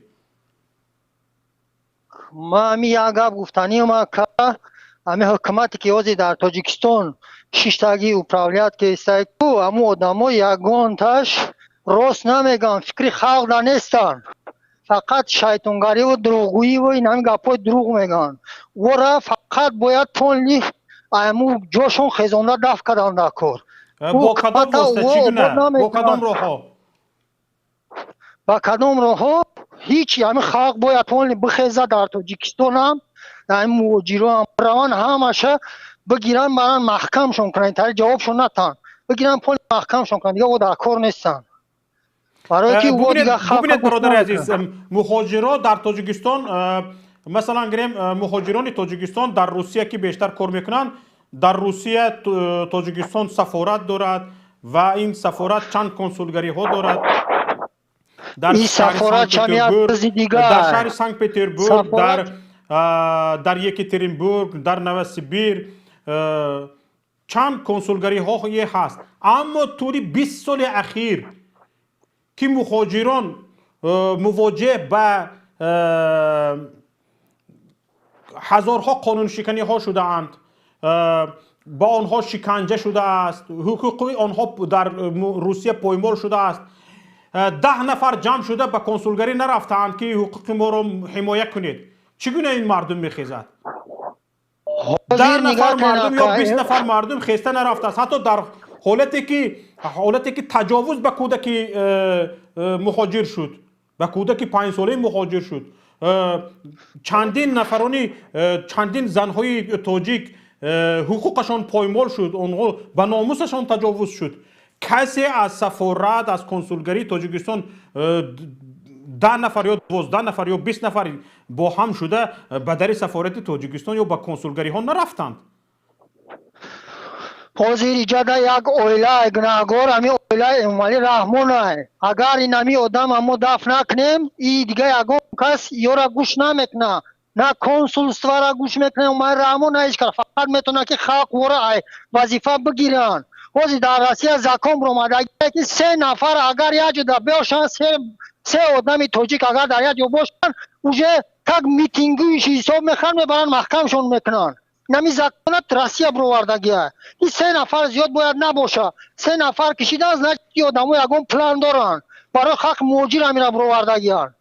برای همون این همین حکومت عمر رحمان قطعی نمو فرخاری چینم داره، نمو چنی که گبه نمو همه را گرفته پولی محکم کردن نکن. خلق باید بخیزه. خلق جه بدار شده اگر در تاجیکستان تلفن میکنی هم گپ گفته سعی که تاری گپ چپ در اینترنت ما تماشا کردیم. زنش همه تماشا میکنه. آدمو بیزار شدگیان. میاد شمایم بانو خدا کو کسل شدگی نمی دو خط گشته استم. کی آدم 40 ساله.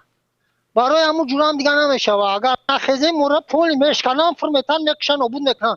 این تاجیکستان یکمش اینکوباتور شدگی برای نمی مهاجرا را میگیرن کلان میکنن روسیه بزبره.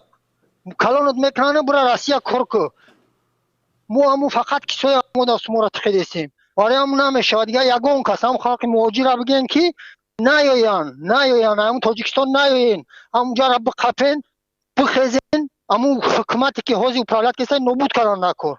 ورا پولی ریشهش نو مرده گو که ریشه کو کردن نکن درخت در ریشه وقت لطر اختار نکن که بسوزه برا و دف شده خطی همون ریشه پیشش. مدامو اویله وفشه در کار نسته، نه اویله یتیموف در کاره، نه اویله همون امای رحمان ورا دف کردن نکن. من گفت معمولی که نیاین تاجیکستان نیاین. بسیار خوب برادر عزیز، ملاحظه های شما را گوش کردیم. برادر الهام جان، اینجا من بعض سوال ها بود که از برادر کریم جان یورف در برنامه پرسیدنی بودم. متاسفانه برادر دیر کرده ایستادن، گفتن که به یک کار بند شده اند، در حالت سفر قرار دارند که کدام کاری مهم پیدا شده است. من میخوام فکر شما را در همین باره بپرسم. حالا در اکثر منطقه های روسیه به مهاجران کاری اکثریت کارهایی که امروز آنها میکنند منع شده است. مثلا اگر تاکسی رانی منع شده است، راننده ماشین های جمعیتی، اتوبوس های جمعیتی یعنی اتوبوس ها منع شده است. دکتر شده کار کردن در بعضی منطقه ها اجازه است، در چندین منطقه ها الکی دکتر شده کار کردن، در بازار کار کردن، در مغازین کار کردن، در اپتیک کار کردن، یعنی در داروخانه کار کردن، در چندین کارها الکی فعالیت بردن مهاجری کاری منع شده است. یعنی برای مهاجری کاری چیکار باقی مانده است؟ کوچه روبی، ساختمان در بیرون، کارهای درونی مثلا گریم شپاتلیوفکا، شتوکاتورکا، رنگ مالیدن، کارهای این خیل رنگ بارو و هاکازا، یعنی کارهای درونی در داخل بینا هم منع شده است. فقط برای مهاجران کار در بیرون اجازت شده است، در چندین منطقه های ببخشید در چندین منطقه های روسیه. حالا با مهاجر چی مونده است؟ کار در مهنت های کارهای طاقت فرسا در هوای سرد، کارهای پست مثل کوچه روبی، مثل کشانیدن آشغال، جمع کردن آشغال، مثل همین ها باقی مانده است.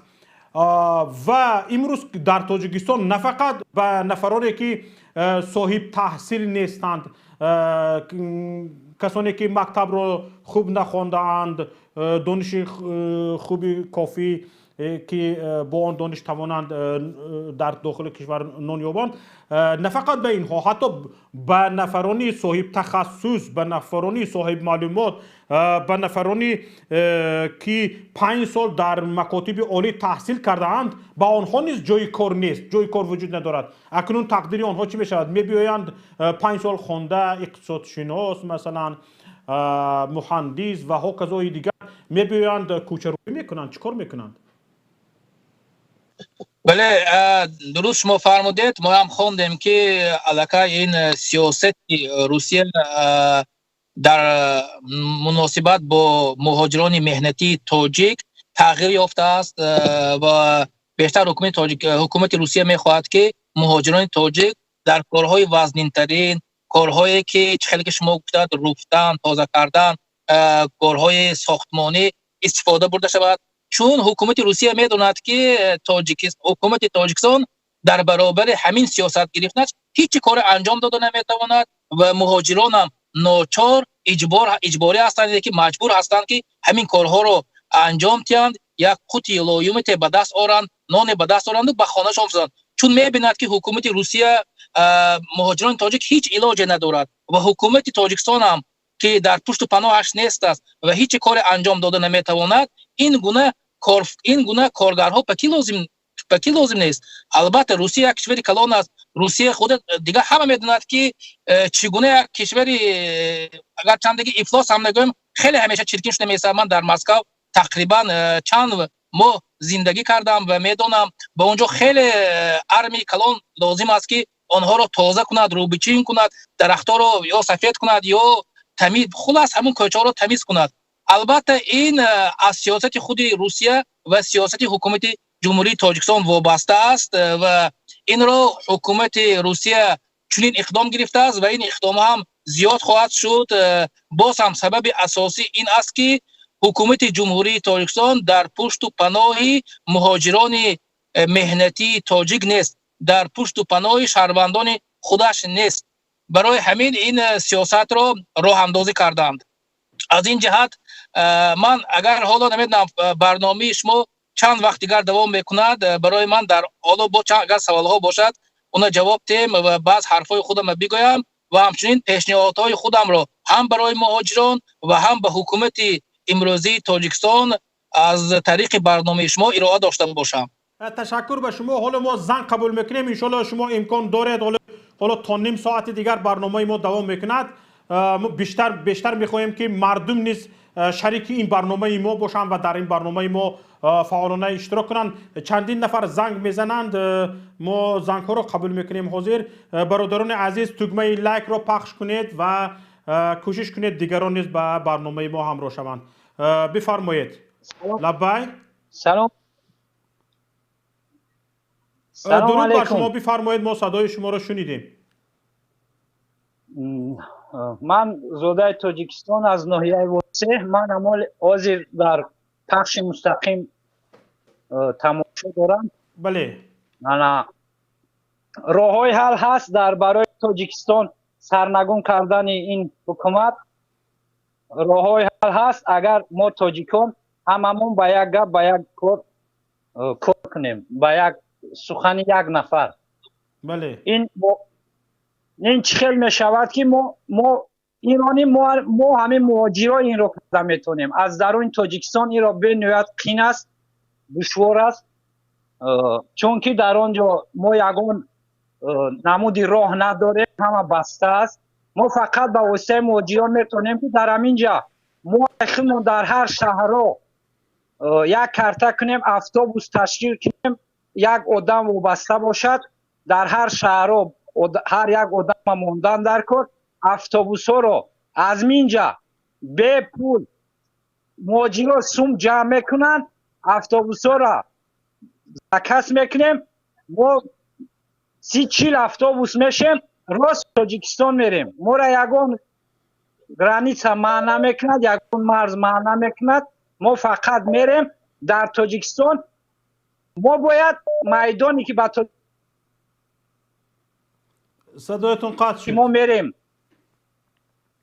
الو لبای صدایتون قطع شد. الو گپ زنید. هم تاجیکستان میریم فقط میدان ترک نمیکنیم ممکن ما یک ماه بستیم ممکن ما مثل روسیه و بلاروسیا باید نکنیم که روز میتینگ کنیم بگه خانه رویم باید ما ایستاده رنگی برادران قرقیز یک باره حکومت رو علیش کنیم بعد میتوانیم که خواه مهاجرت میایم کجای میریم نمیریم ما اوجه میدونیم که ما آدم خودمون ماندیم در حکومت از پس ما زن و فرزند و همه مردم تاجیکستان را نگاه بین میکنند تشکر به شما ما پیشنهادهای شما رو گوش کردیم و زنگ دیگر رو میشنویم. فانتزیاتون بس الو بفرمایید. سلام. بفرمایید ما صدای شما رو میشنویم یگان ملاحظه سوال پیشنهاد باشد بفرمایید. سلام علیکم.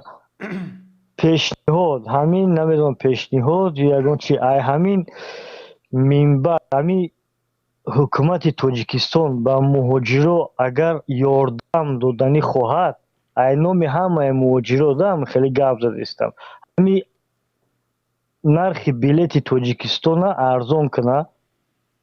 بله همین نرخ بلیت اگر دمی چیز ما رسم سالوش قطعی در همین روسیه گشت شدیم نه که تاجیکستان نمیریم ما همون کانش دیست سالهاش قطعی میگردیم این همین تاجیکستان رو به امامعلی رحمانوف و کماندش میسپرید.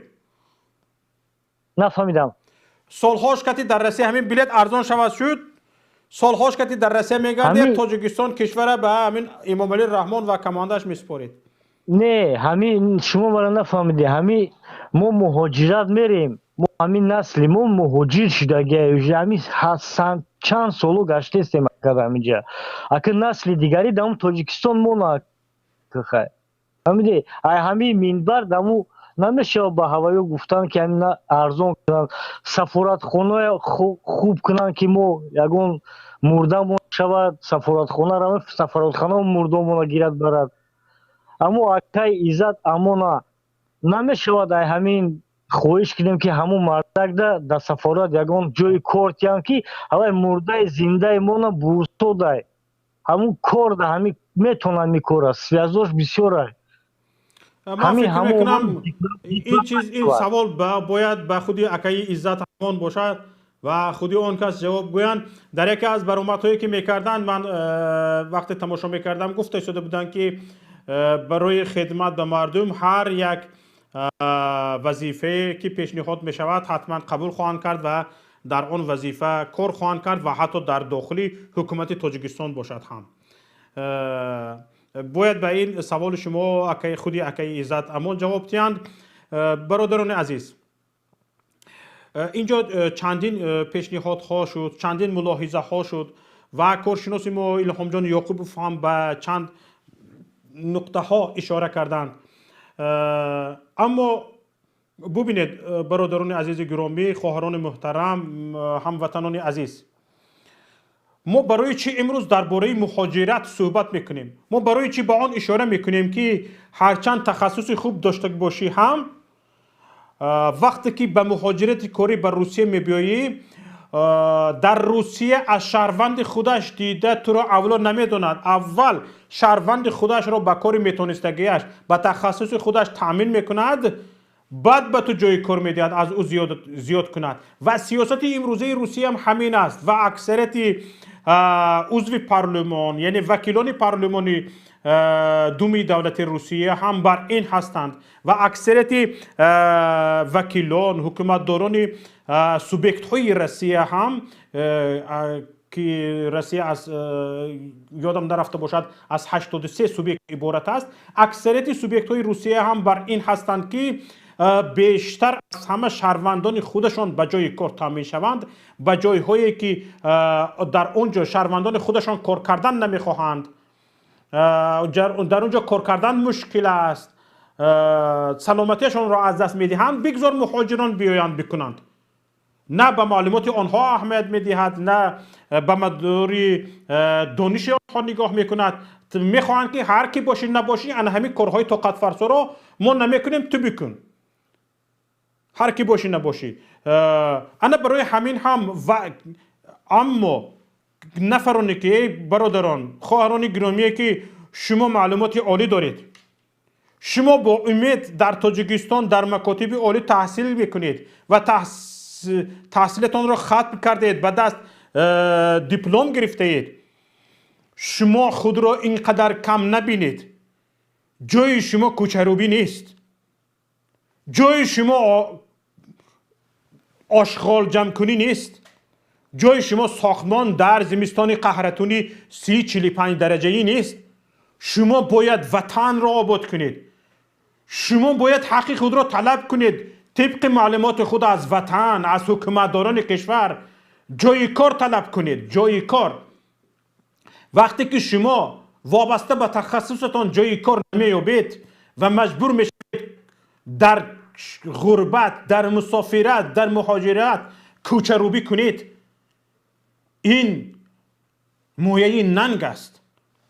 تاجیکستان ما کمتر اگر آموزش داشته باشیم، کمتر اگر آگاهی سیاسی داشته باشیم، کمتر درباره وطن خودمان معلومات پیدا کنیم، نه فقط شهروندان جمهوری تاجیکستان بلکه تاجیکستان ما قدرت این را دارد که 3-4 برابر اهالی کشور مردم منطقه را به جای کار تامین کند. بیهوده سید جعفر عثمانوف نگفته بود که ما اگر قدرت به دست من رسد نه این 8 میلیون 9 میلیون نفر را، حتی 32 میلیون نفر را به جای کار تامین میکنند. ما او را به مسخره کشیده بودیم، اما او آگاهانه گفته بود. برای چی؟ برای آن که تاجیکستان قدرت را دارد. حتی این قدرت را دارد که برادران عزیز، خواهران گرامی، هموطنان عزیز و ارجمند، تاجیکستان ما این قدرت را دارد که یگان نفر شهروند جمهوری تاجیکستان به یک جا دست نزند، کار نکند، مثل کشورهای جزیره عرب، امارات متحده عرب، عربستان سعودی، کویت، قطر، مثل همین ها. حتی این شرایط را هم مهیا کردن ممکن است که شهروند جمهوری تاجیکستان وقت تولد می شود، نه اینکه قرضدار، حاضر هر یک شهروند جمهوری تاجیکستان وقت تولد می شود $300 قرضدار تولد می شود، نه اینکه قرضدار بلکه کپیتالیست تولد شود. یعنی اینکه در شاتش، در رقم بانکیش هزار دلار پولدار تولد شود که تا 18 سالگیش به او کسی دست درازی نکند. وقتی که 18 ساله می شود، وقتی که صاحب حقوق می شود، یعنی به بلاغت می رسد، او دارای پول مال، دارای خانه و شریک تجارتی دولت حساب می شود هر یک شهروند تاجیکستان.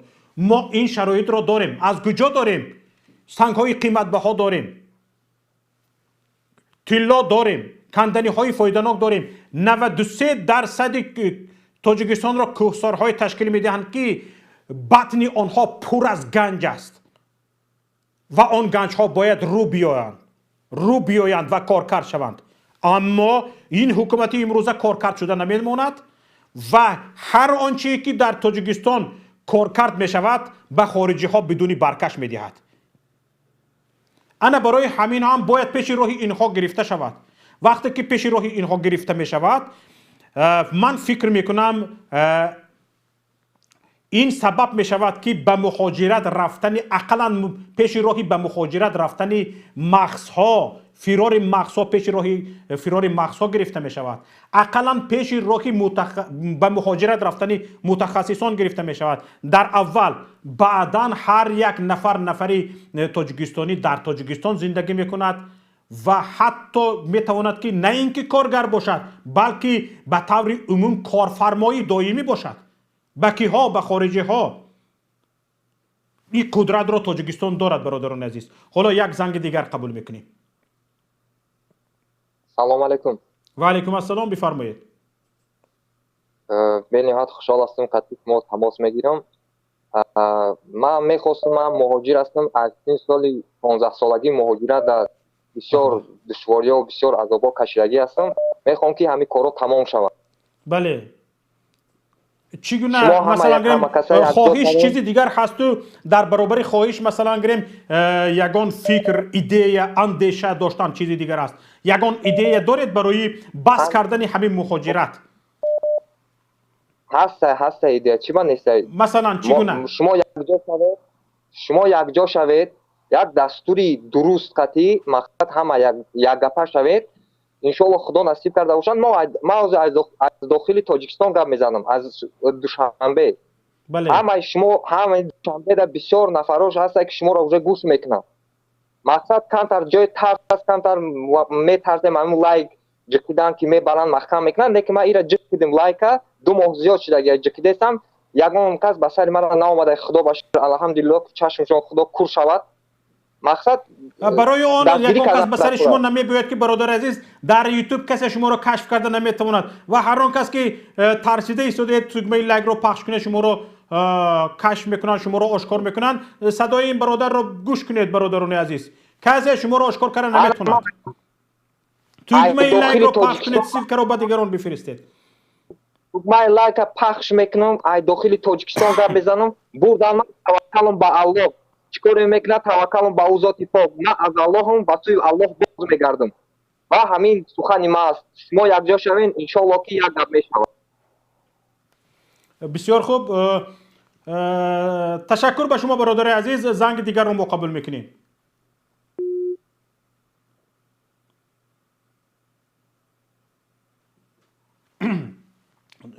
تو قبولی زنگ هست؟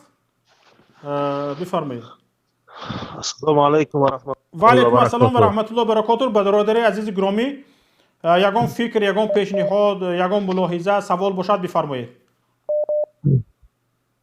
راستی بار من هم خوشحال هستم که همین تماس با شما میبرم. من چندیر بار زنگ زدم که راستی بار با اساس با پیشنهاد ما با استاد محیدین کبیری بود که مقصد متاسفانه نتونستم با اونها هم صحبت کنم. خوشحالم که با شما میشم. میخوام یک چند سوال دارم. اولا بگذار یک پیشنهاد میکنم، بعدا هر وقت هر یک برنامه شما یک پیشنهاد اگر قابل قبول باشد بعدا پیشنهادام گفتن میگیرم.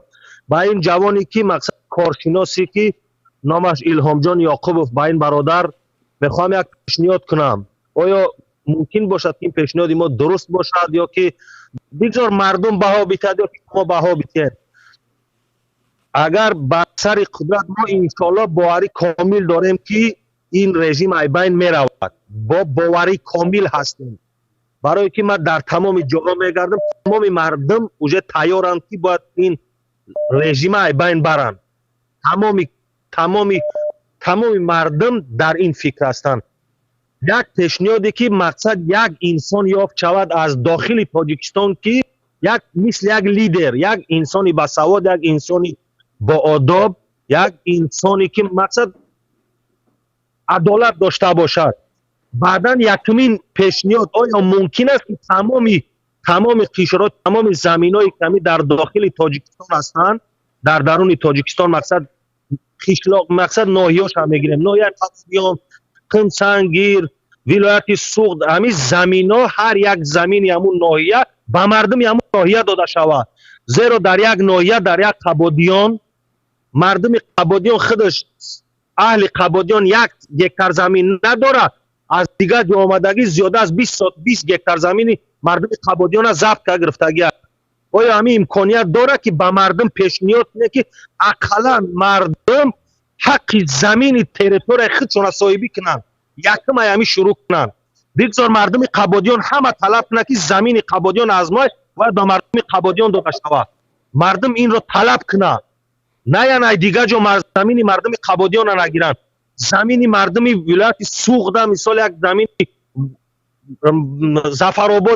زفرآباد مثال یک زمینش در دست یک کس از یک جای دیگه اومدگی زیاده 50 گکتر زمین مردم زفرآباد گرفتگی است. اوش ای فلان جا، ایش از فلان جا. همین امکانیت باشه اگر شما به مردم پیشنهاد کنید، اولا مردم اشلاق صاحبی از زمینای خودش کنند. من با باوری کامل گفتم میتونم اگر مردم ما زمینای خودشون صاحب شوند، پس برای ما دیگه هیچ درکار نیست. اما از زمین مردم برمیخیزه دیگه برای ما مهاجرت اوس شباب دیگری ما بعداً با میخوام که پیشنهاد کنم اولا همیشه شهر بتن.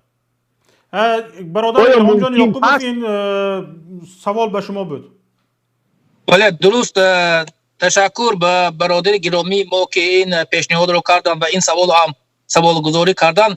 خیلی و خیلی پیشنهاد خوب است و درست هم هست و در برنامه پیمان ملی تاجیکستان که این کلا تغییر دادن سیاست چگونه راه اندازی است آن برنامه هست و یکی از این برنامه ها همین است که زمین مردم رو به مردم دادن. یعنی آن که گفتم واقعا گپ درست گفتم. من این با خبر هستم که زمین های خوبی حاصلخیز زفرآباد در دست یک رئیس یک جا یا مثلا از یک جای منطقه دیگر آمده است با یک شناسبازی باز هر طرف تقابازی اون زمین رو صاحبی کرده است. کسی رو نمیگذارد، اون زمین رو استفاده میبرد. این در همه منطقه هست و این پیشنهاد عملی شونده است و این زمین ها برای مردم داده می شود. دوم مسئله که پیمان ملی تاجیکستان به سر قدرت آمدن یا هر کسی که به سر قدرت می آید باید این رو راه اندازی کند که برادران عزیز ما این هر کسی که من پیشتر هم گفتم راهبر دولت می شود آن همگی دزدی نکند، فسادکاری نکند، همین دولت پیشرفت می شود. تاجیکستان ما گلگل شکوفان خواهد شد و پیشنهاد دیگر این است که تمام رئیسان و رهبران ناحیه شهر نواحی با طریق انتخابات خواهد شد. نگاه کنید امروز رئیس ولایت سوخ بیش از 5 میلیون دلار منصب خود را خریده است. رئیس شهر خوجند با فلان میلیون دلار منصب خریده است. یعنی که هر کسی که منصب میخرد باید چیکار کند؟ پولش رو مثلا کار کرده برارد و از همان نفری که منصب خریده است به همان کس خدمت میکند. یعنی که برنامه پیمان ملی تاجیکستان در مسئله انتخابات این است که غیر از انتخابات های شفاف پرزیدنتی برگزار شدن تمام رئیس شهر و نواحی طریق انتخابات خواهد شد و مردمی خواهد شد. مردم باید رئیس خود را انتخاب کند. وقتی که مردم رئیس خود را انتخاب میکند حتما که این زمین ها به مردم داده می شود، نه به آن نفری که پولدار است، نه به آن نفری که از دیگر منطقه آمده است با رئیس خویش و تبار است یا یگان تقابازی کرده است یا یگان از اولاد رئیس جمهور است آن زمین را صاحبی کند. این گونه نیست و پیمان ملی تاجیکستان نه تنها از بین بردن این راهبران امروزه است بلکه برنامه دارد که چگونه در تاجیکستان اصلاحات برگزار کند، چگونه سیاست را راه اندازی کند و با کدام سیاست قدم های خود را گذارد. یا هر نفری که راهبر می شود این برنامه خود را برای آن نفر پیشنهاد خواهد کرد. این به سوال آن برادر بود و دیگر سوال ها هم اگر بود اینجا مثل همون برادرایی که انقلاب را گفتن که با افسوس باید رفتن، این هم اگر فرصت شود جواب خواهم داد. تشکر عزیز برادر گرامی. اینجا چندین نفر شکایت کرده ایستادند، به ما نوشته ایستادند که زنگ آنها را قبول نمیکنیم. برادران عزیز باور کنید در همین جا به ما زیاده از 500 نفر زنگ زدند. در برنامه هفته گذشته فردای تاجیکستان ما 1900 پرپوشنی زنگ داشتیم، یعنی زنگی که قبول کردن نتونستیم 1900 زنگ داشتیم. حالا از 500 عدد گذشته از زنگ هایی که ما قبول کردن نتونسته ایستادیم. اینجا ما همگی دو تلفن داریم، یکی ایمو است و که با آن یکی ایمو رو با آن پیوست کردیم و دیگری واتساپ است. ما همگی می توانیم یا از ایمو زنگ قبول کنیم یا از واتساپ قبول میکنیم. خواهش میکنم اگر گفتنی باشد وقتی نوبتتان نآمد نویسید و فکر اندیشه خود را نویسید چی گفتنی بودید و چی گپ مهم دارید وابسته به نوشته شما به طلبات شما ما به شما نوبت میدهیم و به شما امکانیت میدهیم که فکر اندیشه خود را ابراز کنید. اما در اینجا در بین 500 زنگ البته که ما نمیتوانیم کی معین کنیم که چی فکری اندیشه جالبتر دارد چی فکر دارد. برای همین هر زنگی که پیش آمد ما قبول کرده ایستادیم و به آنها شانس داده ایستادیم که فکر خود را بگویند. حالا زنگ شده ایستاده است، زنگ را قبول میکنیم. بفرمایید. سلام علیکم. بفرمایید. در یک چند مسئله گپ زدنیم. یک مسئله همینجا یک مهاجر زنگ زد گفت که حکومت بلیط را ارزان کنه خیل کنه و خیل کنه. من را گفتم که همین مهاجر قلعه چیه که ای امومالی مدد میطلبه یا که ای حکومت هیچ وقت هیچ کار نمیکنه، ارزان کنه با آیا جای دیگهش میزنه میگیره. برای همین هیچ وقت جداد نکنه که ارزان میکنه خوبی میکنه، در 30 سال نکرد نو میکنه. بله. این قصد ساده نشوه. دیگه مسئله ترس برای لایک مونی پدلیزه کردن. همین جمع تای کانال شما را ببینم 82,000 آدم پادپیسات کرده. 82,000 آدم آنها برای سود نمیکنن یا که نمیکشن یا که اگه کار دیگه شدن همین مردم هم سودن یا که اینا لایک مونده گند تو 30,000 آدم لایک میمونه در همین نوارای مخالفین. همه خودم میبرن سود میکنن، همه خودم سودن یا که در مسئله چی گفتنیم خیلی خوزی همین مردم ما بسیارش بیدار کنه هم چیزو بسیارش خبر نداره. خب برای این خوزی ما در یک سیتواسیایی هستیم که مثال در وقتش ایران بودک ما در همون سیتواسیاییم در همون سطح قرار داریم، نه اینترنت خوب داریم نه تلویزیون خوب داریم، مثال وسایل اخباری همه خوب داریم. برای وقت در ایران ای ثبتای آواز استفاده برده بود. اگر یاد داشته باشین سردار انقلاب ایران هماینی در پاکستان بود و ثبتای آوازش روان میکرد با ایران در اونجا با مردم تقسیم میکردن. اگر امکانیت باشه هم خیلی برادرها باشن ثبت آواز یعنی کبیری را یا که سراب زفر را اومن همین مخالفین ثبت آواز کنه برند تقسیم کنن در هر یک خونه. مثال اینهونیه میباید دیسک دا ثبت میکنه، فلش کارت دا ثبت میکنه، پارت در خونه هم تماشا کنه. هر یک پیر کمپیر باید خبر دار شوند امی وضعیت امی حالات. خب مثلا ما در آینده عید قربان عید رمضان داریم. در ایدو زنکو گشتگ میکنن خونه هر یک شوندگ میگردن میشینن کمی کمش 20 نفر 30 نفر در یک خونه میشینن تا 5-8 ساعته میشینن گپ میزنن. خب این میشود در بین زنکو میشینن هم شیشتگیشون همه چی گپ میزنن همه خیلی همه درک میوه. این همیار راه های حلن دیگه. خیلی زنگ میزنن شکایت میکنن. این خیلی هم کس مدد طلب نکنه. امومالی هیچ وقت یکون کس یارم هم نمیکنه با هیچ کس دیلش هم نمیسوزه. او کارنوشه هم شیدگه ای کار بروماگی او نه او یکون جوش کار نمیکنه اونجا استودگی لفتگوری ای دیگروش هم چکار شده کستن. برای همین بردارو زنگ میزنه شکایت نکنین این خیل بکنه و خیل بکنه روی حالا بجوین پیشنیاد کنین. این هم گپ سلامت باشین. تشکر به شما برادر گرامی. اقربک‌های ساعت نشان میدهد که وقتی ما هم و پایان رسیده ایستاده است.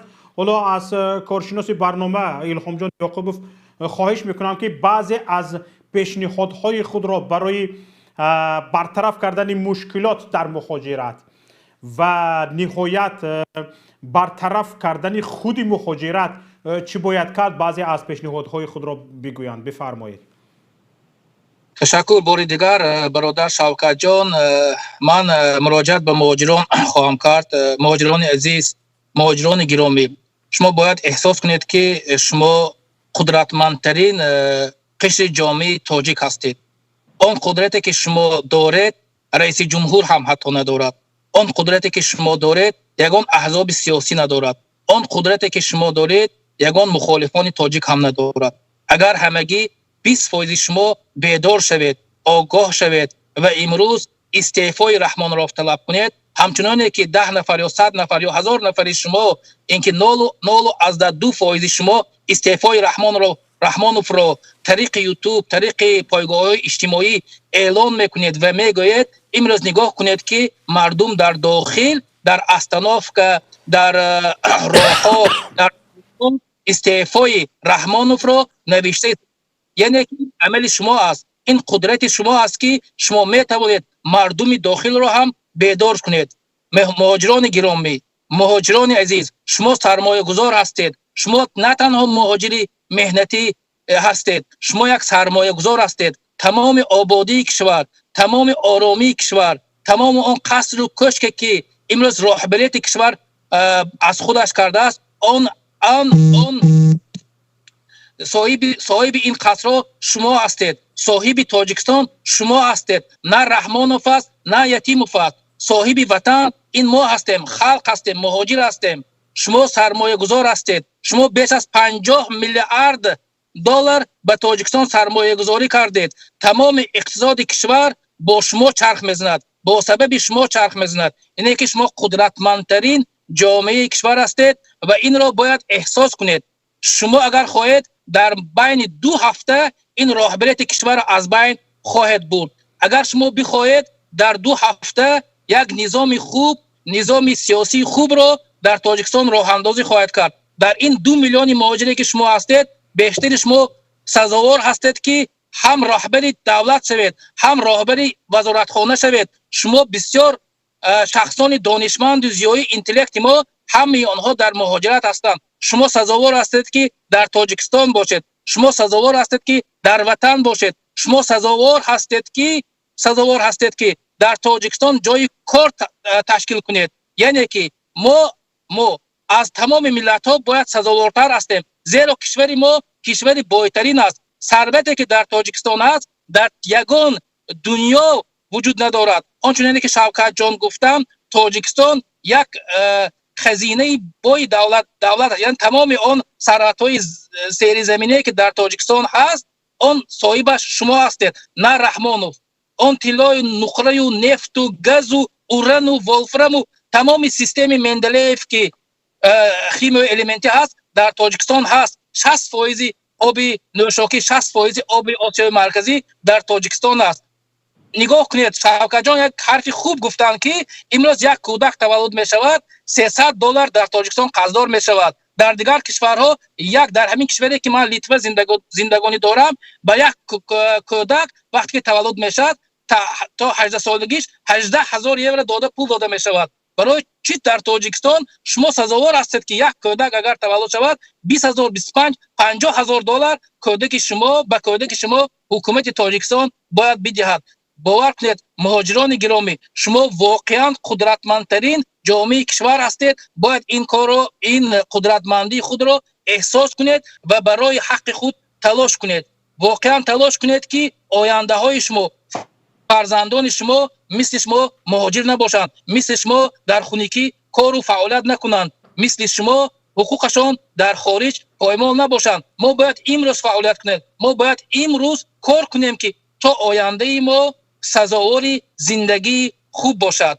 من پیشنهاد میکنم که برادران مهاجران ما از همین روز استفاده برده، از همین روز باید استعفای رحمانوف را طلب کنند. شما استعفای رحمان را طلب کنید، در داخل حتما مردم استعفای آن را طلب خواهد کرد. دیروز هم خواندم یک زنه که ژورنالیست 71 ساله در ترکمنستان در داخل در اشخاباد استعفای رئیس جمهور ترکمنستان را طلب کرده است. نگاه کنید، حالا در تاجیکستان یگان ژورنالیست پیدا نشده است که امروز در داخل رحمانوف را استعفایش را طلب کند. ولی در ترکمنستانی که کسی آن را نمیدونست، و امیدم نداشت. یک زنی 71 ساله استعفای اون بردو محمدوف رو طلب کرد. یعنی در بیرون مخالفای ترکمن هم استعفای اون دیکتاتور رو طلب دارد، مثل ما که در خارج استعفای رحمان رو طلب داریم، شما هم که طلب دارید. من حتما باور دارم که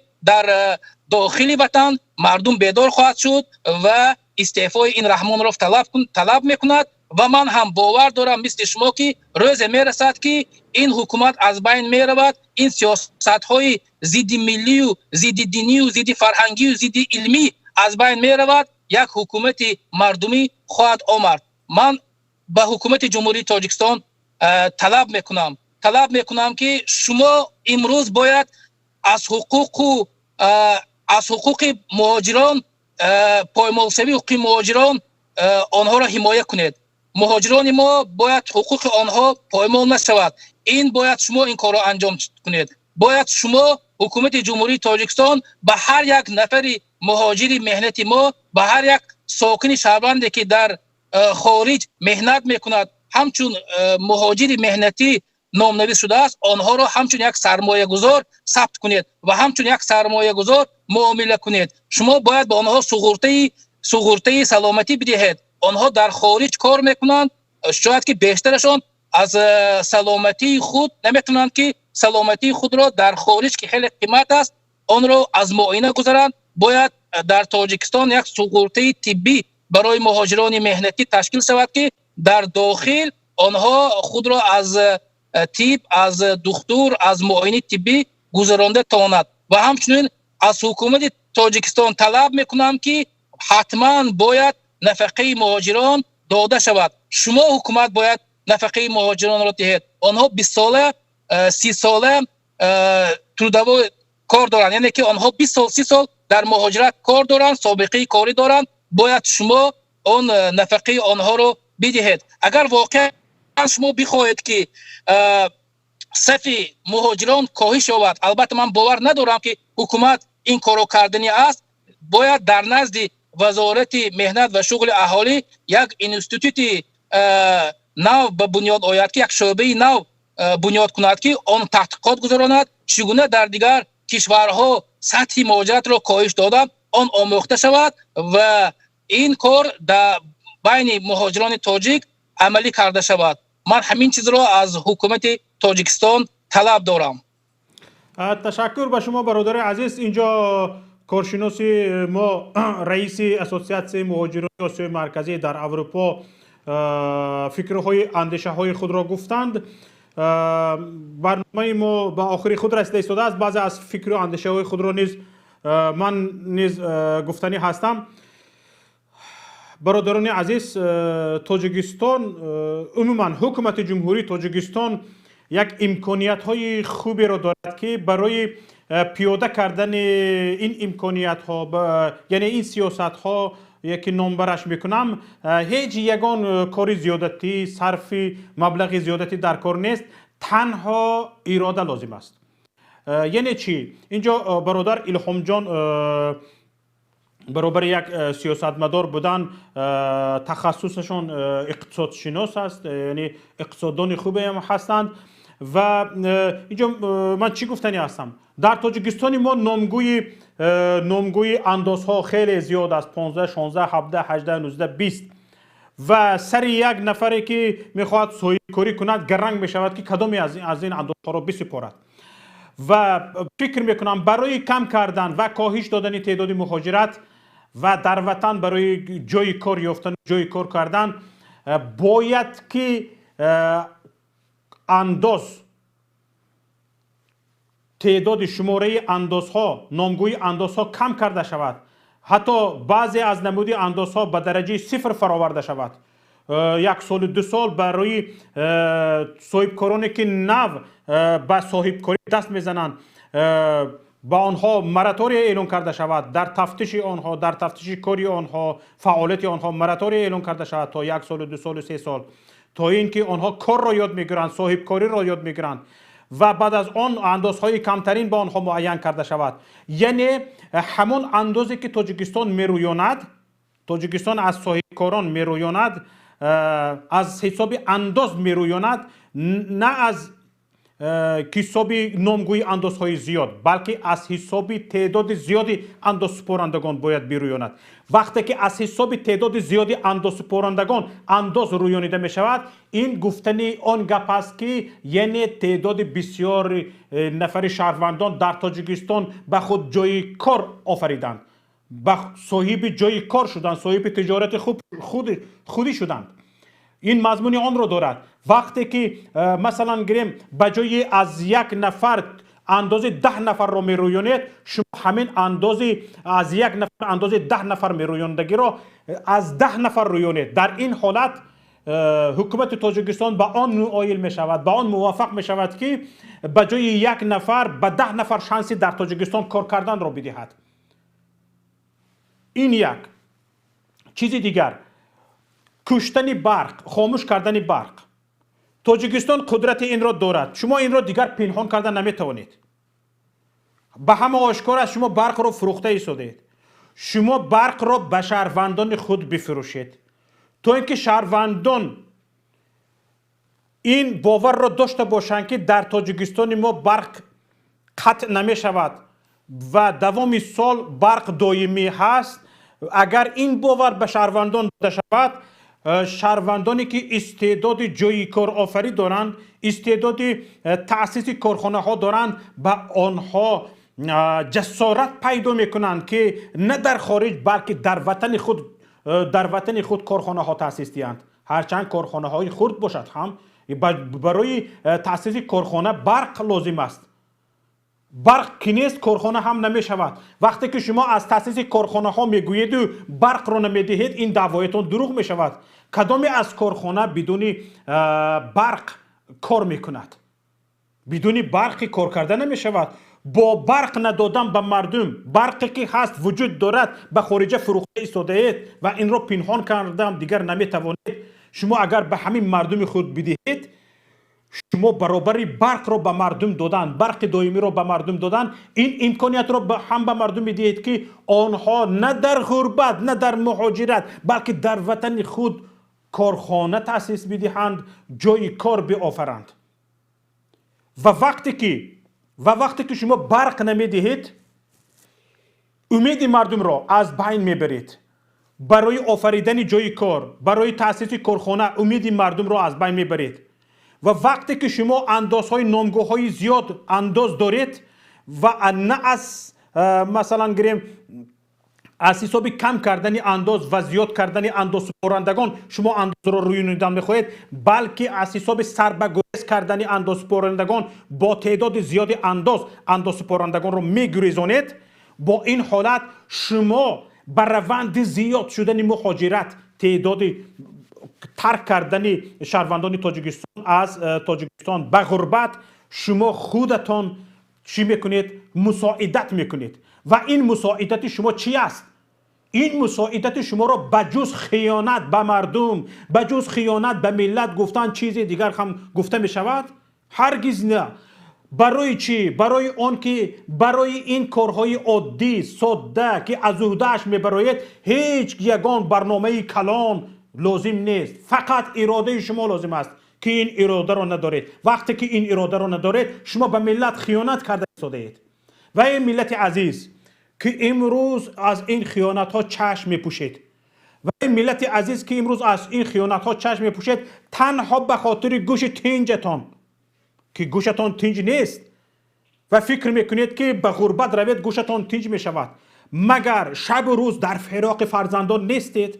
مگر شب و روز زن و فرزندانتان پدر شما را یاد کردم، مادر شما را یاد کردم نمیگوید و فراق نمیکشد و از بیپدری فرزندانتان سرخم هستند در وطن؟ مگر این را فکر نمیکنید؟ از این میباید که شما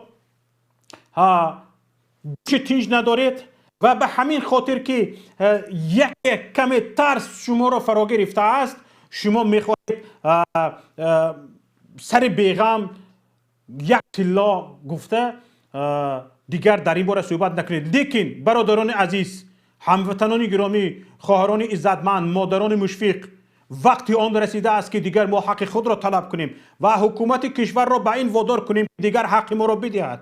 و اگر صرفم فراست، درک و عقل و فراست، یعنی دادنی حق ما را ندارد، باید این حکومت دیگر دو دست بالا کند و بگوید که من از عهده این کار نمی برایم و ملت زمام حکومت را دیگر خودش به دست بگیرد. با شما بودم شوکت محمد و در برنامه ما مهمان عزیز گرامی ما بودند الهام جان یعقوبوف، رهبر اسوسیاسیون مهاجران آسیای مرکزی در اروپا. برادر عزیز گرامی، به شما یک بار دیگر تشکر میگویم، به شما بردباری میخواهم و میخواهم با چنین فکری اندیشه های بکر انشاءالله در برنامه های دیگری ما شرکت خواهد کرد. تشکر به شما و به شما بینندگان عزیز. با همین برنامه امروزه ما به پایان رسید. خیر، سلامت و سربلند و پیروز باشید.